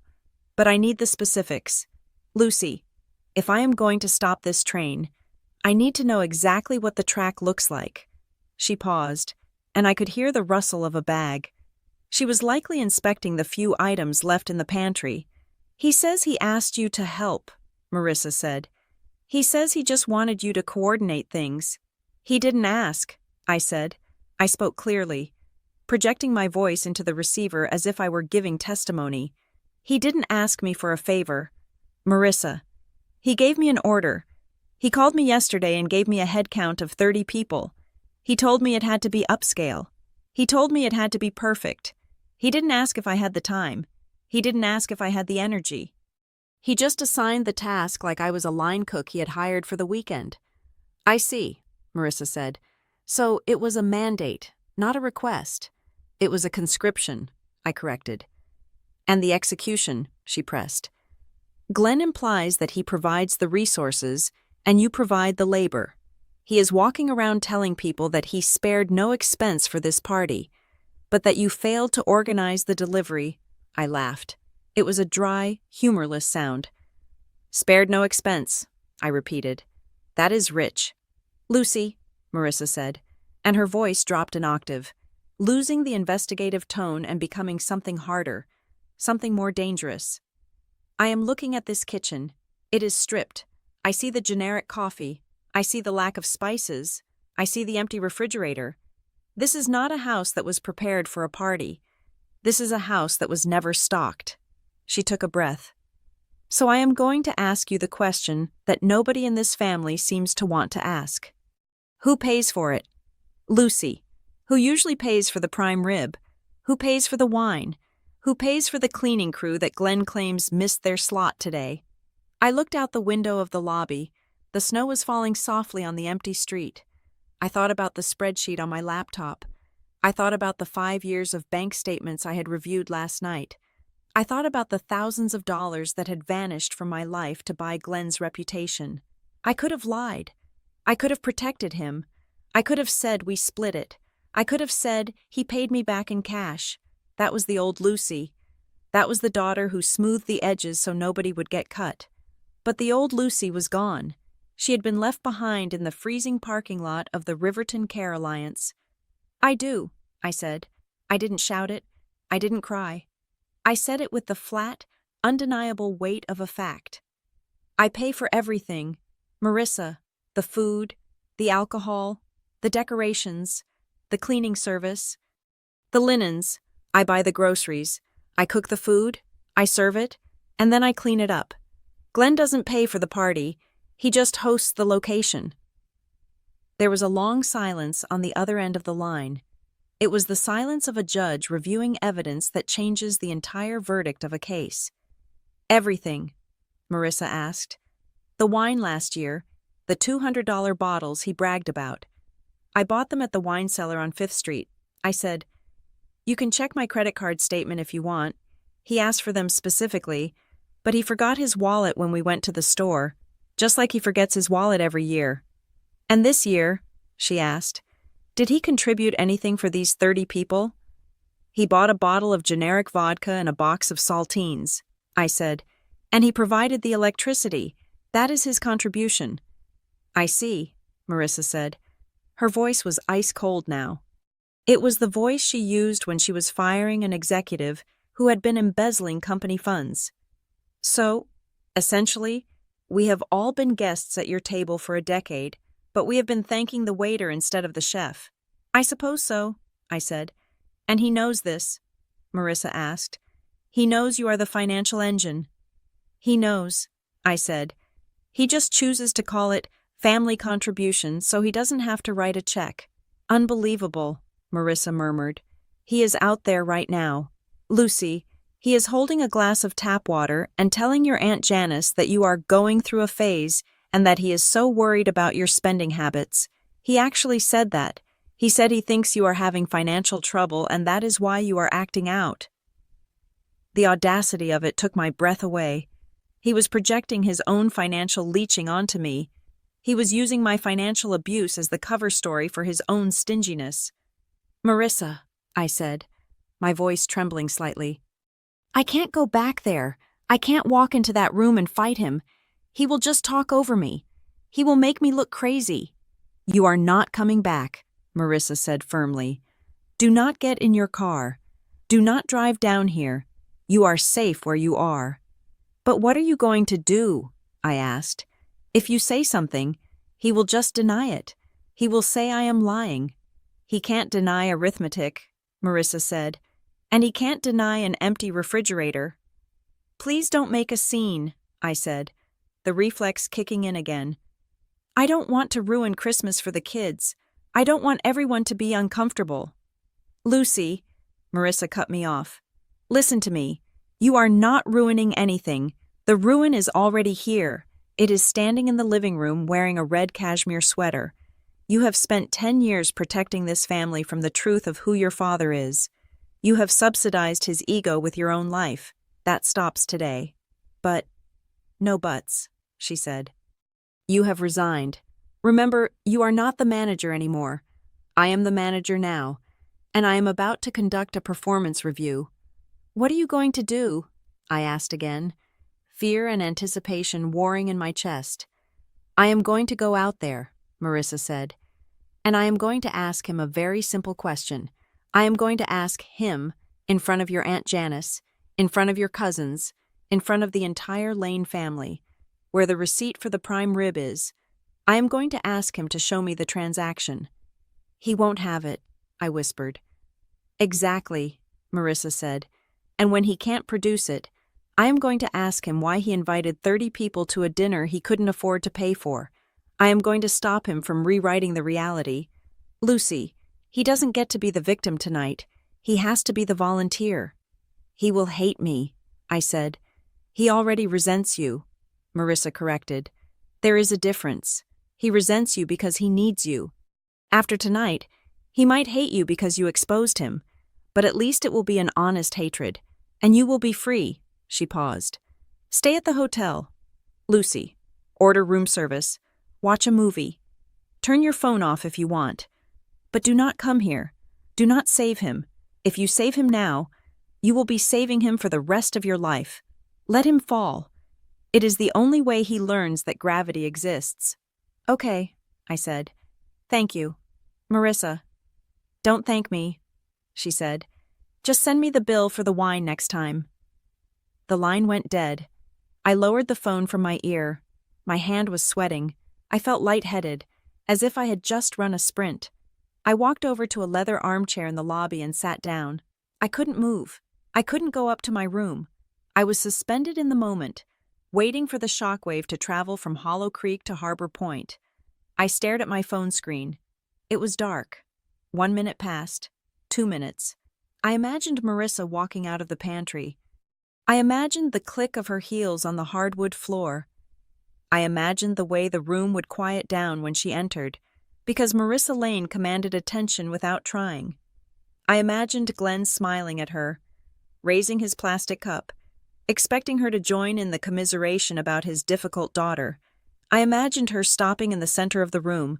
I imagined her clearing her throat. 3 minutes passed. My phone vibrated. It wasn't a call. It was a text. It was from my cousin Mike. I picked it up. My fingers trembling, I opened the message. Mike Holy. Shit. I waited. The 3 dots appeared. They danced on the screen for what felt like an eternity. Mike Marissa just walked into the living room. She didn't even yell. She just asked Glenn, loud enough for everyone to hear. Glenn, looking at this empty kitchen, I am confused. Who exactly pays for the food every year? Because it clearly isn't you. I held my breath. Another message popped up. Mike. The room is dead silent. You can hear a pin drop. Aunt Janice looks like she is going to faint. And Dad. I stared at the screen, waiting for the verdict. Mike Dad is standing there like he has been nailed to the floor. He is bright red. He tried to laugh it off, but Marissa just stared him down and asked, Did Lucy buy the wine last year too? He isn't answering. Dude, he is cooked. I let out a breath I didn't know I had been holding. It was a long, shuddering exhale that seemed to empty my lungs of 10 years of accumulated dust. He was cooked. The truth was out. It wasn't my truth anymore. It wasn't a secret I was hoarding in a dark corner of my heart. It was public property. It was sitting on the coffee table in Hollow Creek. Undeniable and ugly and real. I wasn't the villain. I wasn't the crazy daughter. I was just the bank that had finally closed its doors. I looked at the fire crackling in the lobby. For the first time all day, I felt warm. Not the feverish warmth of anxiety, but the steady, solid warmth of validation. I stood up. I didn't need to see the rest of the text thread. I knew how it would end. The denial, the sputtering, the eventual, humiliating silence. I walked to the front desk. The receptionist looked up. "Can I help you?" she asked. "Yes," I said. "I would like to order room service. Do you have a menu?" "Sure," she said, handing me a laminated sheet. "What are you in the mood for?" I looked at the menu. Burgers, salads, pizza. "I will take the burger," I said. "And a glass of your best Cabernet. And please, put it on my tab." "You got it," she said. I walked toward the elevator. I was going to eat a burger alone in a hotel room on Christmas Eve. There would be no prime rib. There would be no crystal glasses. There would be no perfection. But I would be paying for it with my own money, and I would be eating it in peace. And that, I realized as the elevator doors slid shut, was the most upscale Christmas I could possibly imagine.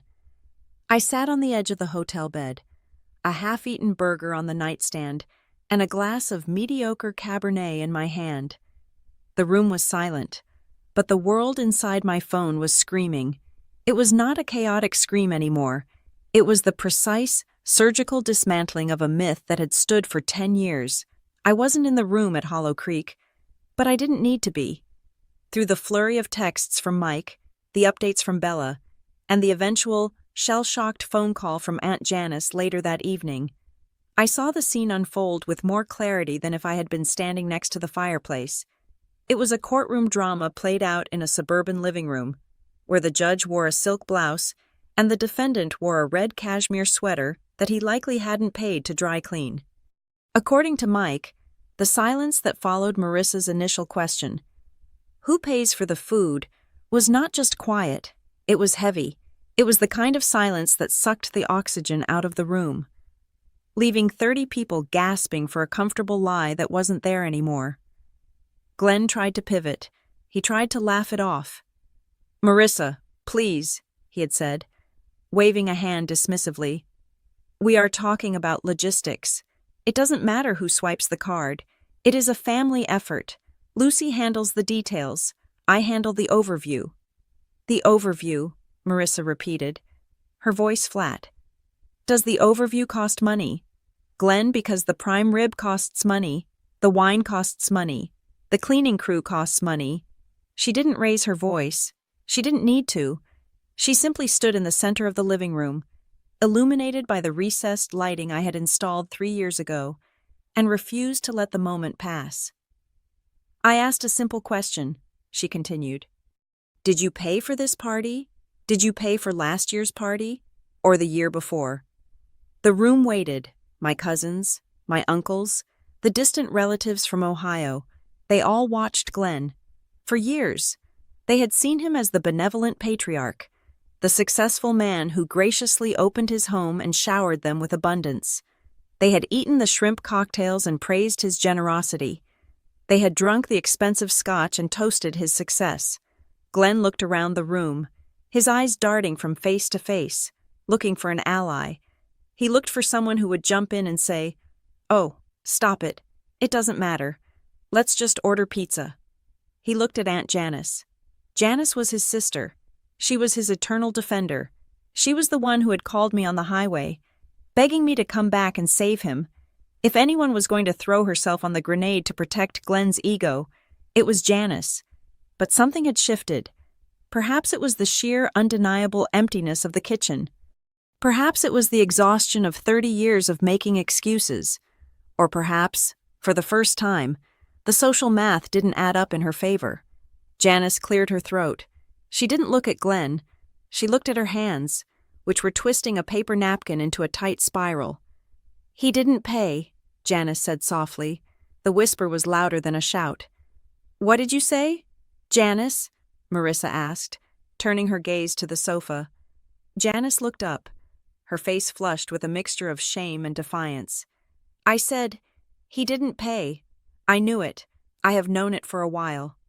This was the twist that made me put down my wine glass in the hotel room. Janice knew. I saw Lucy at the grocery store 3 years ago, Janice continued, her voice gaining a little more strength. She had 2 carts full of food. The bill was over $600. I saw her use her own debit card. I saw her check her balance on her phone afterward and look scared. And you said nothing? Marissa asked. I thought, Janice stammered. I thought maybe Glenn paid her back later. I wanted to believe that. It was easier to believe that. We pretended not to see it. We pretended not to see it. That sentence hit me hard. It wasn't just Glenn. It was a conspiracy of convenience. The entire family had watched me drown in debt and labor, and they had looked away because the food was good and the venue was free. They had accepted the perfect Christmas, because questioning it would mean they might have to chip in. Suddenly, the floodgates opened. The illusion of Glenn Howard, the generous host, began to dissolve in real time. Uncle Bob spoke up from the corner. He was holding the empty plastic cup that Glenn had handed him earlier. Wait a minute, Bob said, frowning. Last year, the vintage Bordeaux. Glenn, you made a whole speech about it. You said you had been saving it in your collection for a special occasion. You walked around the table pouring it like you were a sommelier. Bob looked at Marissa. Did he buy that? Marissa looked at the text history on her phone, the one where I had confirmed the purchase. No, Marissa said. Lucy bought it. She bought it at the wine cellar on 5th Street. Glenn forgot his wallet, just like he forgets it every year. Bob turned back to Glenn, his expression shifting from confusion to disgust. It wasn't about the money. It was about the theft of credit. It was about the stolen valor of hospitality. You took credit for her money, Bob said. You let us toast you with wine your daughter paid for. Glenn was cornered. He was sweating now, the red sweater looking stiflingly hot. She likes doing it, Glenn burst out. It was a desperate, high-pitched defense. You don't understand, Lucy. She is intense. She needs to control things. She takes over. I tell her to keep it simple, and she goes overboard. She wants it to be fancy. It makes her feel important. I am just letting her have her moment. I read Mike's transcription of those words on my phone screen, and I felt a cold, sharp clarity. She likes doing it. He had turned my labor into a personality disorder. He had convinced them, and maybe even himself, that my frantic overworking was a neurotic quirk, a hobby I indulged in, rather than a frantic attempt to meet his impossible standards. He had framed my servitude as a favor he was doing for me. Marissa didn't buy it. She didn't blink. Hosting is a job, Glenn, Marissa said, her voice cutting through his excuses. Paying the bills is a responsibility. It is not a personality trait, and generosity is not an obligation that you can assign to someone else. She looked around the room, making eye contact with everyone. We have been eating Lucy's money for a decade, she announced, and we have been clapping for Glenn. That ends tonight. The silence returned. But this time it wasn't heavy. It was final.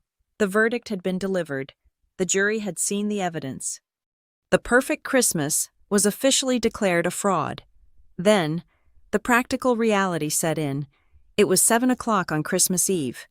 There were 30 people in a house with no food. So, my cousin Mike said, breaking the tension, what are we going to eat? Glenn opened his mouth, perhaps to suggest something impossible, but Marissa held up a hand. Sit down, Glenn, she ordered. He sat. He actually sat down on the ottoman, deflated, stripped of his authority. We are ordering pizza, Marissa said, and we are splitting the bill. Everyone gets their phone out, Venmo or cash. And that is exactly what happened. Mike sent me a picture an hour later. It was a photo of the dining room table, the same table Glenn had demanded be magazine perfect. There were no linen tablecloths. There were no silver chargers. There were no crystal wine glasses. Instead, the table was covered in grease-stained cardboard boxes from Tony's Pizza Palace.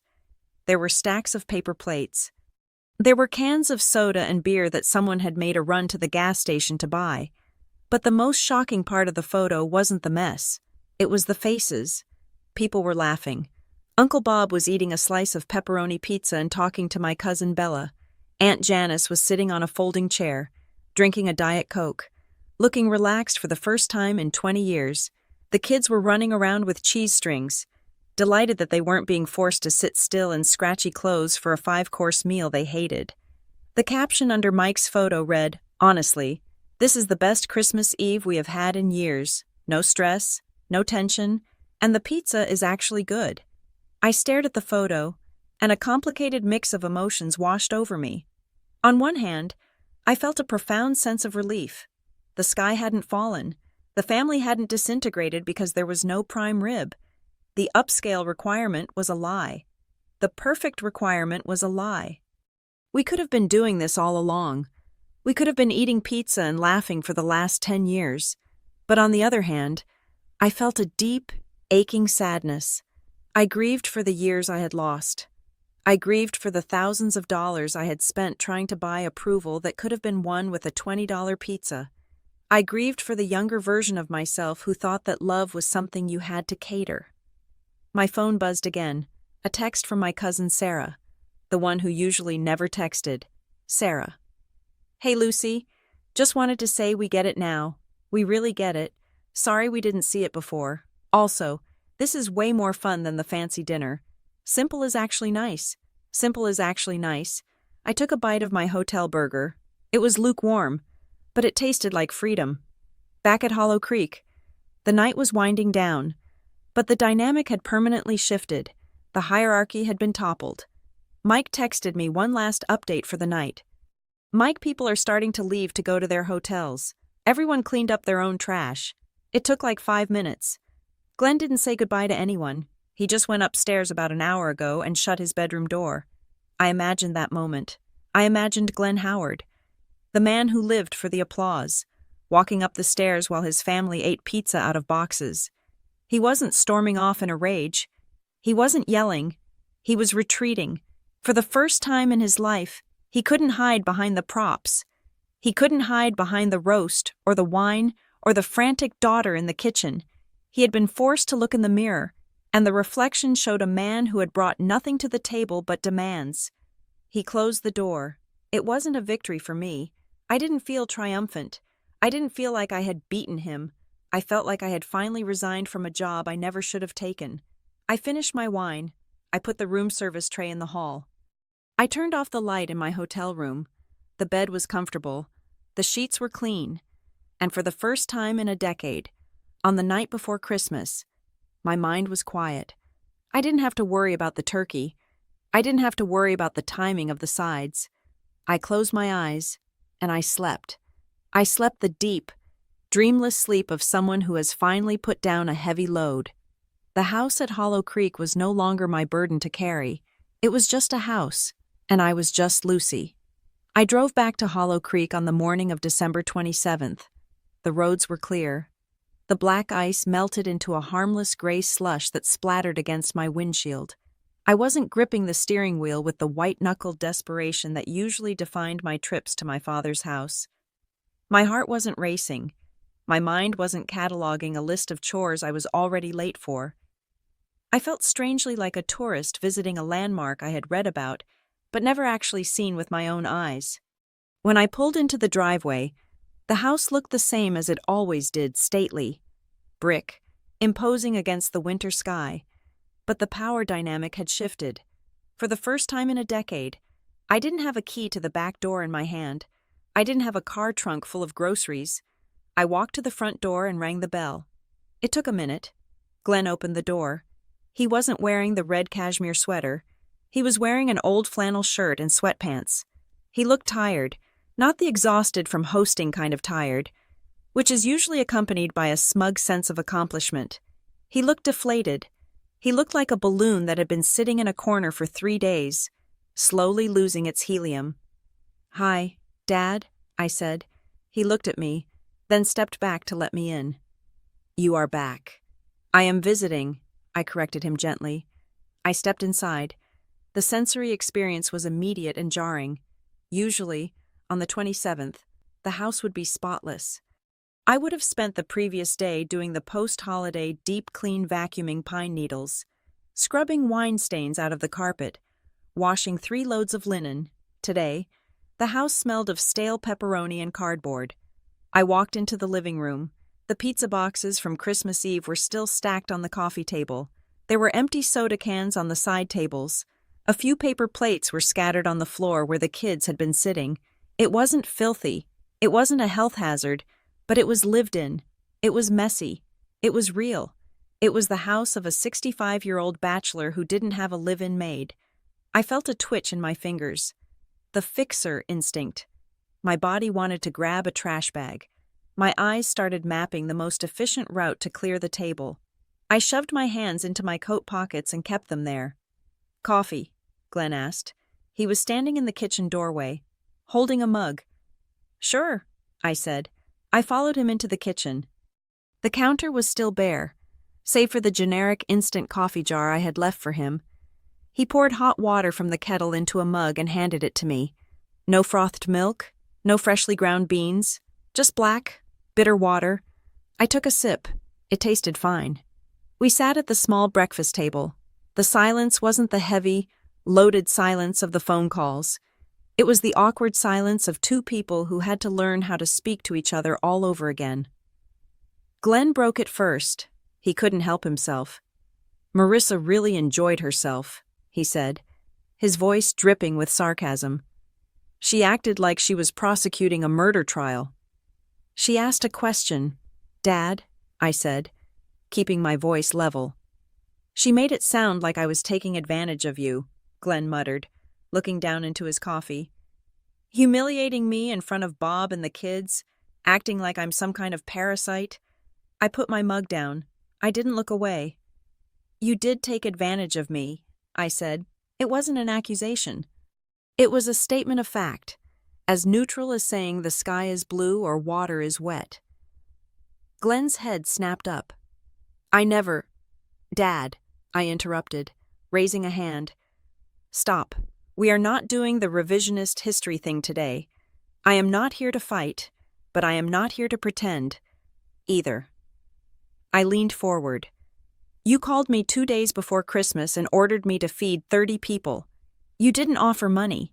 You didn't offer help. You assumed I would pay for the food, the wine, and the decor, just like I have for 5 years. You assumed I would use my vacation days to scrub your toilets. You assumed I would act as your staff so you could play the lord of the manor." Glenn looked away, his jaw working. "I just thought you liked it. You always seemed so organized. You have your lists. You take charge. I thought it was your thing." "My thing is not being broke," I said. "My thing is not being exhausted." "I got used to it," he admitted. The words came out quiet, almost grudging. "You handled it. It was easy. I didn't think about the details because I knew you had them covered." "Getting used to something doesn't make it right," I said. "You can get used to a leaky roof, too, but that doesn't mean the water isn't rotting the floorboards." I reached into my bag and pulled out a folded piece of paper. It wasn't an invoice. It was the new Constitution. "We need to talk about the future," I said, "because I am not doing this again, not the old way."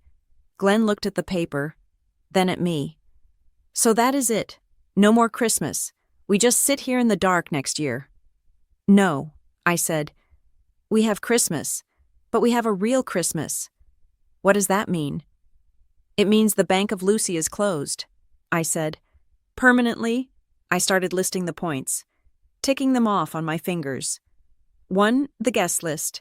You don't get to invite 30 people without consulting me first. If you want a reunion, we discuss it in July, not December. Glenn nodded slowly. He didn't argue. 2, the budget. If you want upscale, you pay for upscale. If you want prime rib, you give me your credit card before I go to the butcher. If you want expensive wine, you buy it yourself. I will not spend a single dollar of my salary on hosting your party. I will bring a dish, like a guest. I will bring a gift, like a guest, but I am not the sponsor. 3. The labor. I am canceling the cleaning service permanently. If you want the house clean, you clean it, or you hire someone with your own money. I am not scrubbing your grout anymore. Glenn winced at that one. The reality of the dirty pizza boxes in the living room was probably making this point very vivid for him. And 4, I said, my voice softening just a fraction. We stop pretending. No more perfect. If we can only afford pizza, we eat pizza. If we can only manage a potluck, we do a potluck. But we don't lie about who is doing the work.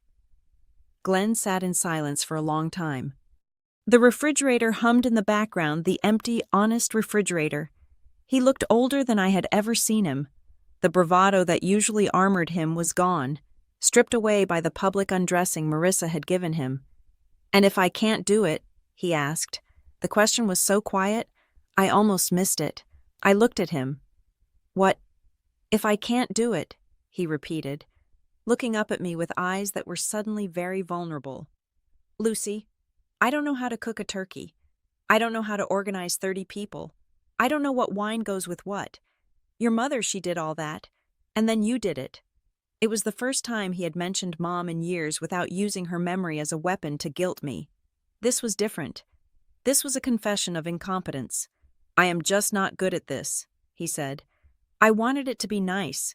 I wanted everyone to think I was doing okay.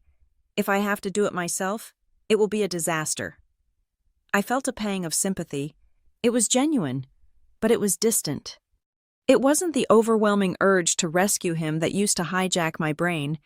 It was the sympathy you feel for an adult who has to learn a hard lesson. Then let it be a disaster, I said gently. Or let it be simple. You don't have to be Martha Stewart, Dad. You just have to be a father. Pizza was okay, he mumbled. Bob seemed to like it. Bob loved it, I said, because he got to talk to you, instead of watching you run around pretending to be a waiter.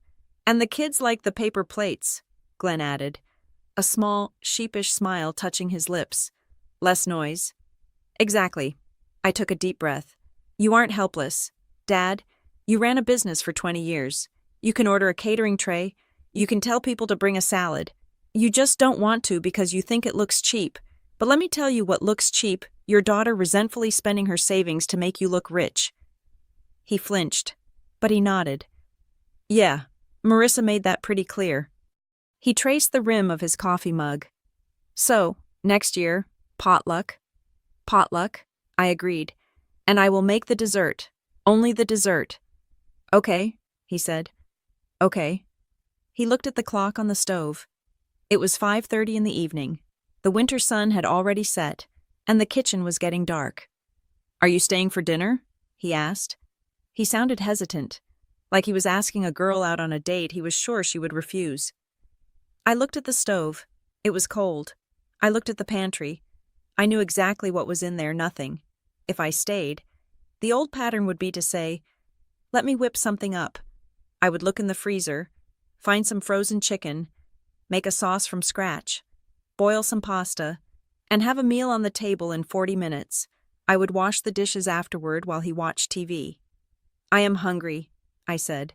Glenn looked hopeful. He started to stand up. I think there is some pasta in the cupboard, and maybe a can of... No, I said. He froze. I am not cooking. Dad, I said. I am a guest, remember? He sank back into his chair. Right, the rules. But, I said, pulling my phone out of my pocket, I am happy to split a takeout order with you. There is that Thai place in town that delivers. Glenn looked at me. He looked at the stove, then back at me. He seemed to be weighing the options. He could be stubborn, eat toast alone, and maintain his pride. Or he could accept the new reality, pay his share, and have dinner with his daughter. I like the pad thai, he said quietly. Chicken or shrimp? I asked, opening the app. Shrimp, extra peanut sauce. That is $18, I said, not looking up from the screen. And the delivery fee is $5. Glenn didn't bristle. He didn't make a joke about me being stingy. He reached into his back pocket, he had his wallet this time, and pulled out a $20 bill. He placed it on the table. Is that enough? It is perfect, I said. I placed the order. While we waited for the food, I didn't get up to clean the living room. I didn't gather the pizza boxes. I didn't wipe down the counters. I walked into the living room and sat on the sofa. I pushed a pizza box aside with my foot to make room for my legs. Glenn followed me in and sat in his recliner. The game is on, he said, picking up the remote. Who is playing? I asked. Lions, he said. We watched the game. The house was messy. The floor was sticky in one spot where soda had spilled. The Christmas tree corner was empty, but as I sat there, listening to the commentators drone on, I realized something profound. I wasn't anxious. I wasn't resentful. I wasn't calculating how much debt I had accrued in the last 48 hours. I was just sitting. When the doorbell rang 30 minutes later, Glenn started to look at me. Then he stopped. He remembered. He stood up. He walked to the door. He paid the driver. He brought the food into the kitchen. He got the plates. He got the forks. He brought my plate to me on the sofa. Here, he said. Extra peanut sauce. Thanks, Dad, I said. I took the plate. I didn't say. You shouldn't have. I didn't say. Let me get that. I just took it. We ate in front of the TV, amidst the wreckage of the imperfect Christmas. It was the best meal I had ever had in that house, and the best part was, I knew exactly how much it cost, and I knew exactly who had paid for it. It was the second week of January when the summons came. Glenn sent a group email to the family unusual for him, as he preferred the telephone where he could interrupt you inviting everyone who was still local, along with the core family members, to a post-holiday debrief at Aunt Janice's house. The subject line read, Planning for next year. Most of the cousins texted me immediately. Is this a trap, Mike asked. Is he going to try to bill us for the pizza Bella joked? But I knew what it was. It was Glenn's attempt to regain control of the narrative. He wanted to sit us all down, smooth over the misunderstanding of Christmas Eve, and perhaps subtly shift the blame back onto my unpredictable nature, so that by next December, the status quo could be restored. He wanted to reset the board so he could play the king again. I arrived at Aunt Janice's house 10 minutes late. I did this on purpose. I wanted to walk into a room that was already seated. I wanted to be an attendee, not an organizer. When I entered the living room, the atmosphere was stiff. Glenn was sitting in the armchair, wearing a blazer, looking like he was about to chair a board meeting. Janice was fluttering around nervously with a plate of cookies. Marissa Lane was there, sitting with her spine straight, looking like the prosecutor she was at heart. Lucy, Glenn said, nodding at me. Glad you could make it. We were just discussing how to avoid the confusion of this year. I sat down on the sofa next to Mike. I don't think there was any confusion. Dad, I think it was the clearest Christmas we have ever had. Glenn cleared his throat. Well, yes, but obviously, we can't have a repeat of the lack of preparation, so I wanted to go over the expectations for next year, so everyone knows their role. He was doing it again. He was trying to assign roles. He was trying to rebuild the stage. I reached into my bag. I agree, I said calmly. We need to be very clear about roles, and more importantly, we need to be clear about costs. I pulled out a stack of paper. It wasn't a handwritten note. It was a printed spreadsheet, color-coded, detailing the expenditures of December for the last 5 years. I had spent the last 2 nights compiling it, pulling every credit card statement, every receipt, every withdrawal. I didn't throw them on the table. I passed them out. One to Glenn, one to Janice, one to Marissa, and one to Uncle Bob. What is this? Glenn asked, squinting at the paper. This is the cost of perfection, I said. The room went silent as they looked at the numbers. I hadn't inflated anything. I hadn't added a salary for my labor. This was just raw materials. Year 1, $850. Year 2, $1,240. Year 3, $1,800.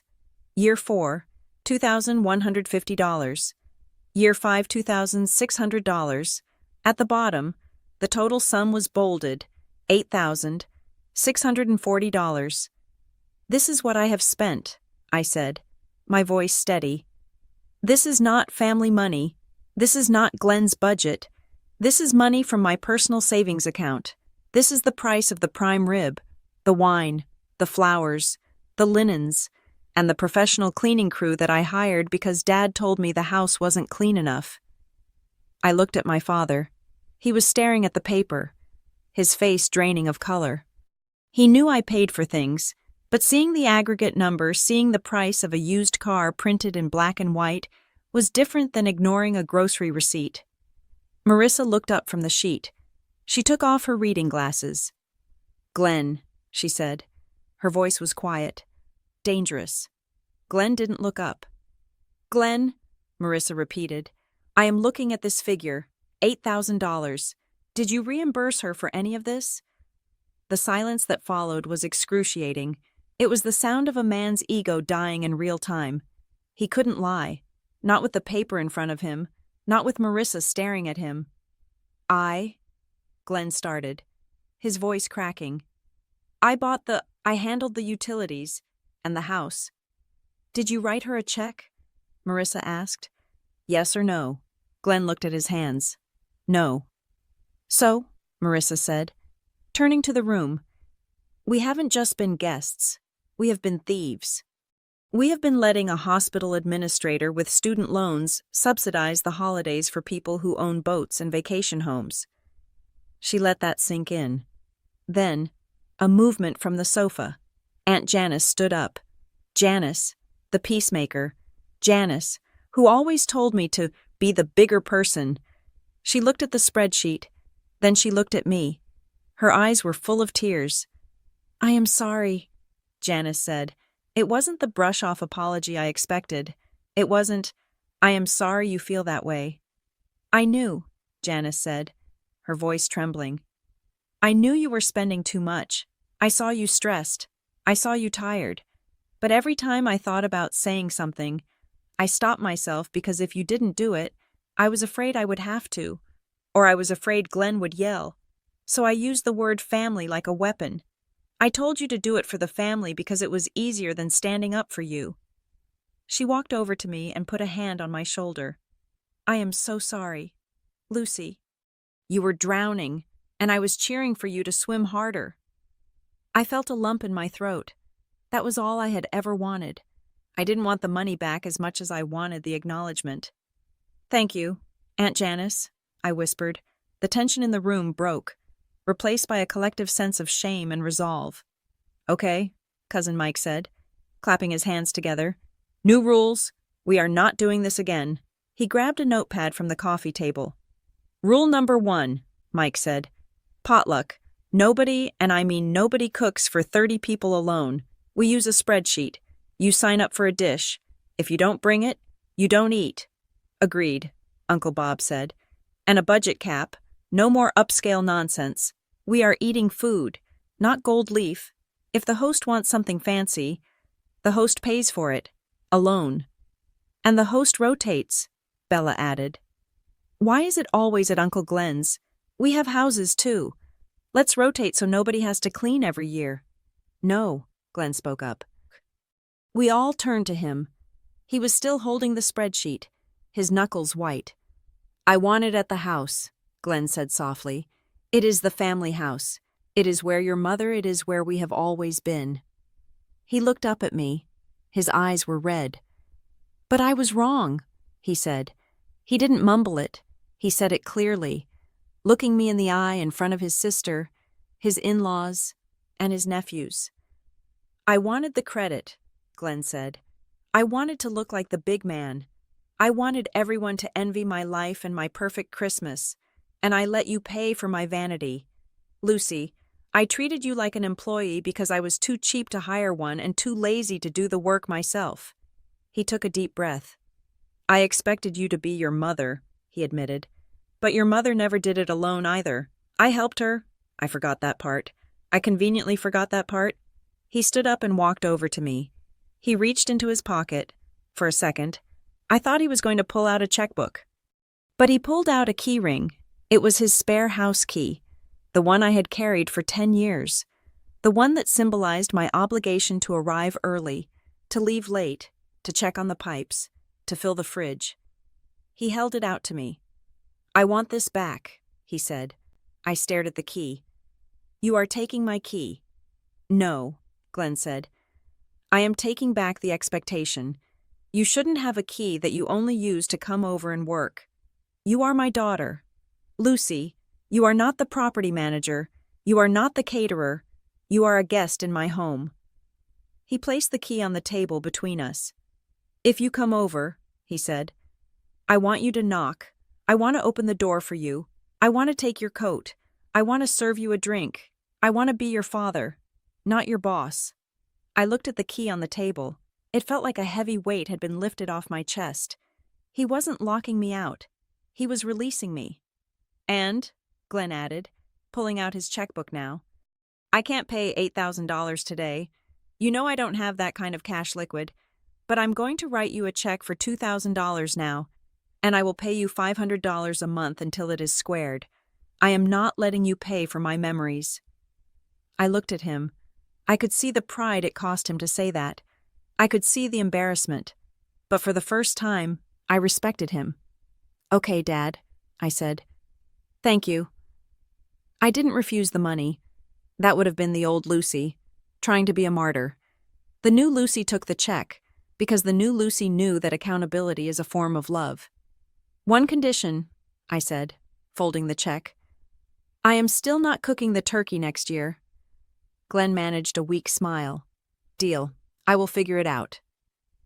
Fast forward 11 months. It was December 25th. The location Lake Briar. But not the Lake Briar of my nightmares. The house was full. But it felt different. There were fewer people, about 15 of us. The rest had gone to other in-laws or stayed home, and that was fine. The world didn't end because the crowd was smaller. The table was not set with linen. It was covered in a mishmash of serving dishes. There was a green bean casserole from Aunt Janice, which was slightly burnt. There was a store-bought ham from Uncle Bob. There was a salad from Mike. And in the kitchen, Glenn Howard was wearing an apron. "Okay," he was saying, squinting at a recipe card he had printed out from the internet. It says, "Fold in the cheese. How do you fold cheese? It is not a towel. You just stir it gently." "Dad," I said. I was sitting on a bar stool, holding a glass of wine. I was wearing a velvet dress. I was not sweating. I was not wearing an apron. "Stir it," Glenn muttered. Right. He was making scalloped potatoes. He had been talking about them for weeks. He was terrified. He pulled the dish out of the oven 20 minutes later. The top was a little too brown. The sauce was a little too runny. It looked nothing like the magazine photos he used to demand. He placed it on the table with shaking hands. "It might be terrible," he announced to the room, "but I made it." Marissa Lane took the first scoop. She tasted it. We all watched her. "It is crunchy," she said. "It is undercooked," Glenn groaned, putting his head in his hands. "It is edible," Mike said, taking a huge bite. "And it is hot. Good job. Uncle Glenn." Everyone laughed. It wasn't a cruel laugh. It was a warm, forgiving laugh. It was the sound of a family that had stopped trying to be a performance and started trying to be a family. I looked at my father. He was laughing too. His face red, but he looked happy. He looked present. He wasn't standing at the head of the table waiting for applause. He was sitting in the middle of the mess, eating his undercooked potatoes. And he looked more like a patriarch now than he ever had when he was barking orders. I took a sip of my wine. It was a $20 bottle I had brought. It tasted fantastic. The perfect Christmas was dead. It had been buried in a snowdrift in Harbor Point, and in its place, something better had grown, something messy, and loud, and fair. I looked at Glenn. He caught my eye. He raised his glass to me. "Merry Christmas, Lucy," he mouthed across the table. "Merry Christmas, Dad," I said. I didn't have to make him look good anymore. He was doing just fine looking human. Thank you so much for listening to this story. I hope Lucy's journey resonated with you, especially if you have ever felt like the designated fixer in your own family. I would love to know where you are tuning in from today. Are you listening from a cozy living room in London, a busy commute in New York, or maybe somewhere quiet in Sydney? Please leave a comment below and tell me your location, and if you have ever had to set a hard boundary with your family during the holidays. I read every single comment, and I love connecting with you all. If you enjoyed this story, please make sure to subscribe to the Maya Revenge Stories channel. Hit that like button to support the work. And if you really want to help this story get heard by more people, press that hype button. It makes a huge difference. Until next time, stay strong and keep your boundaries sharp.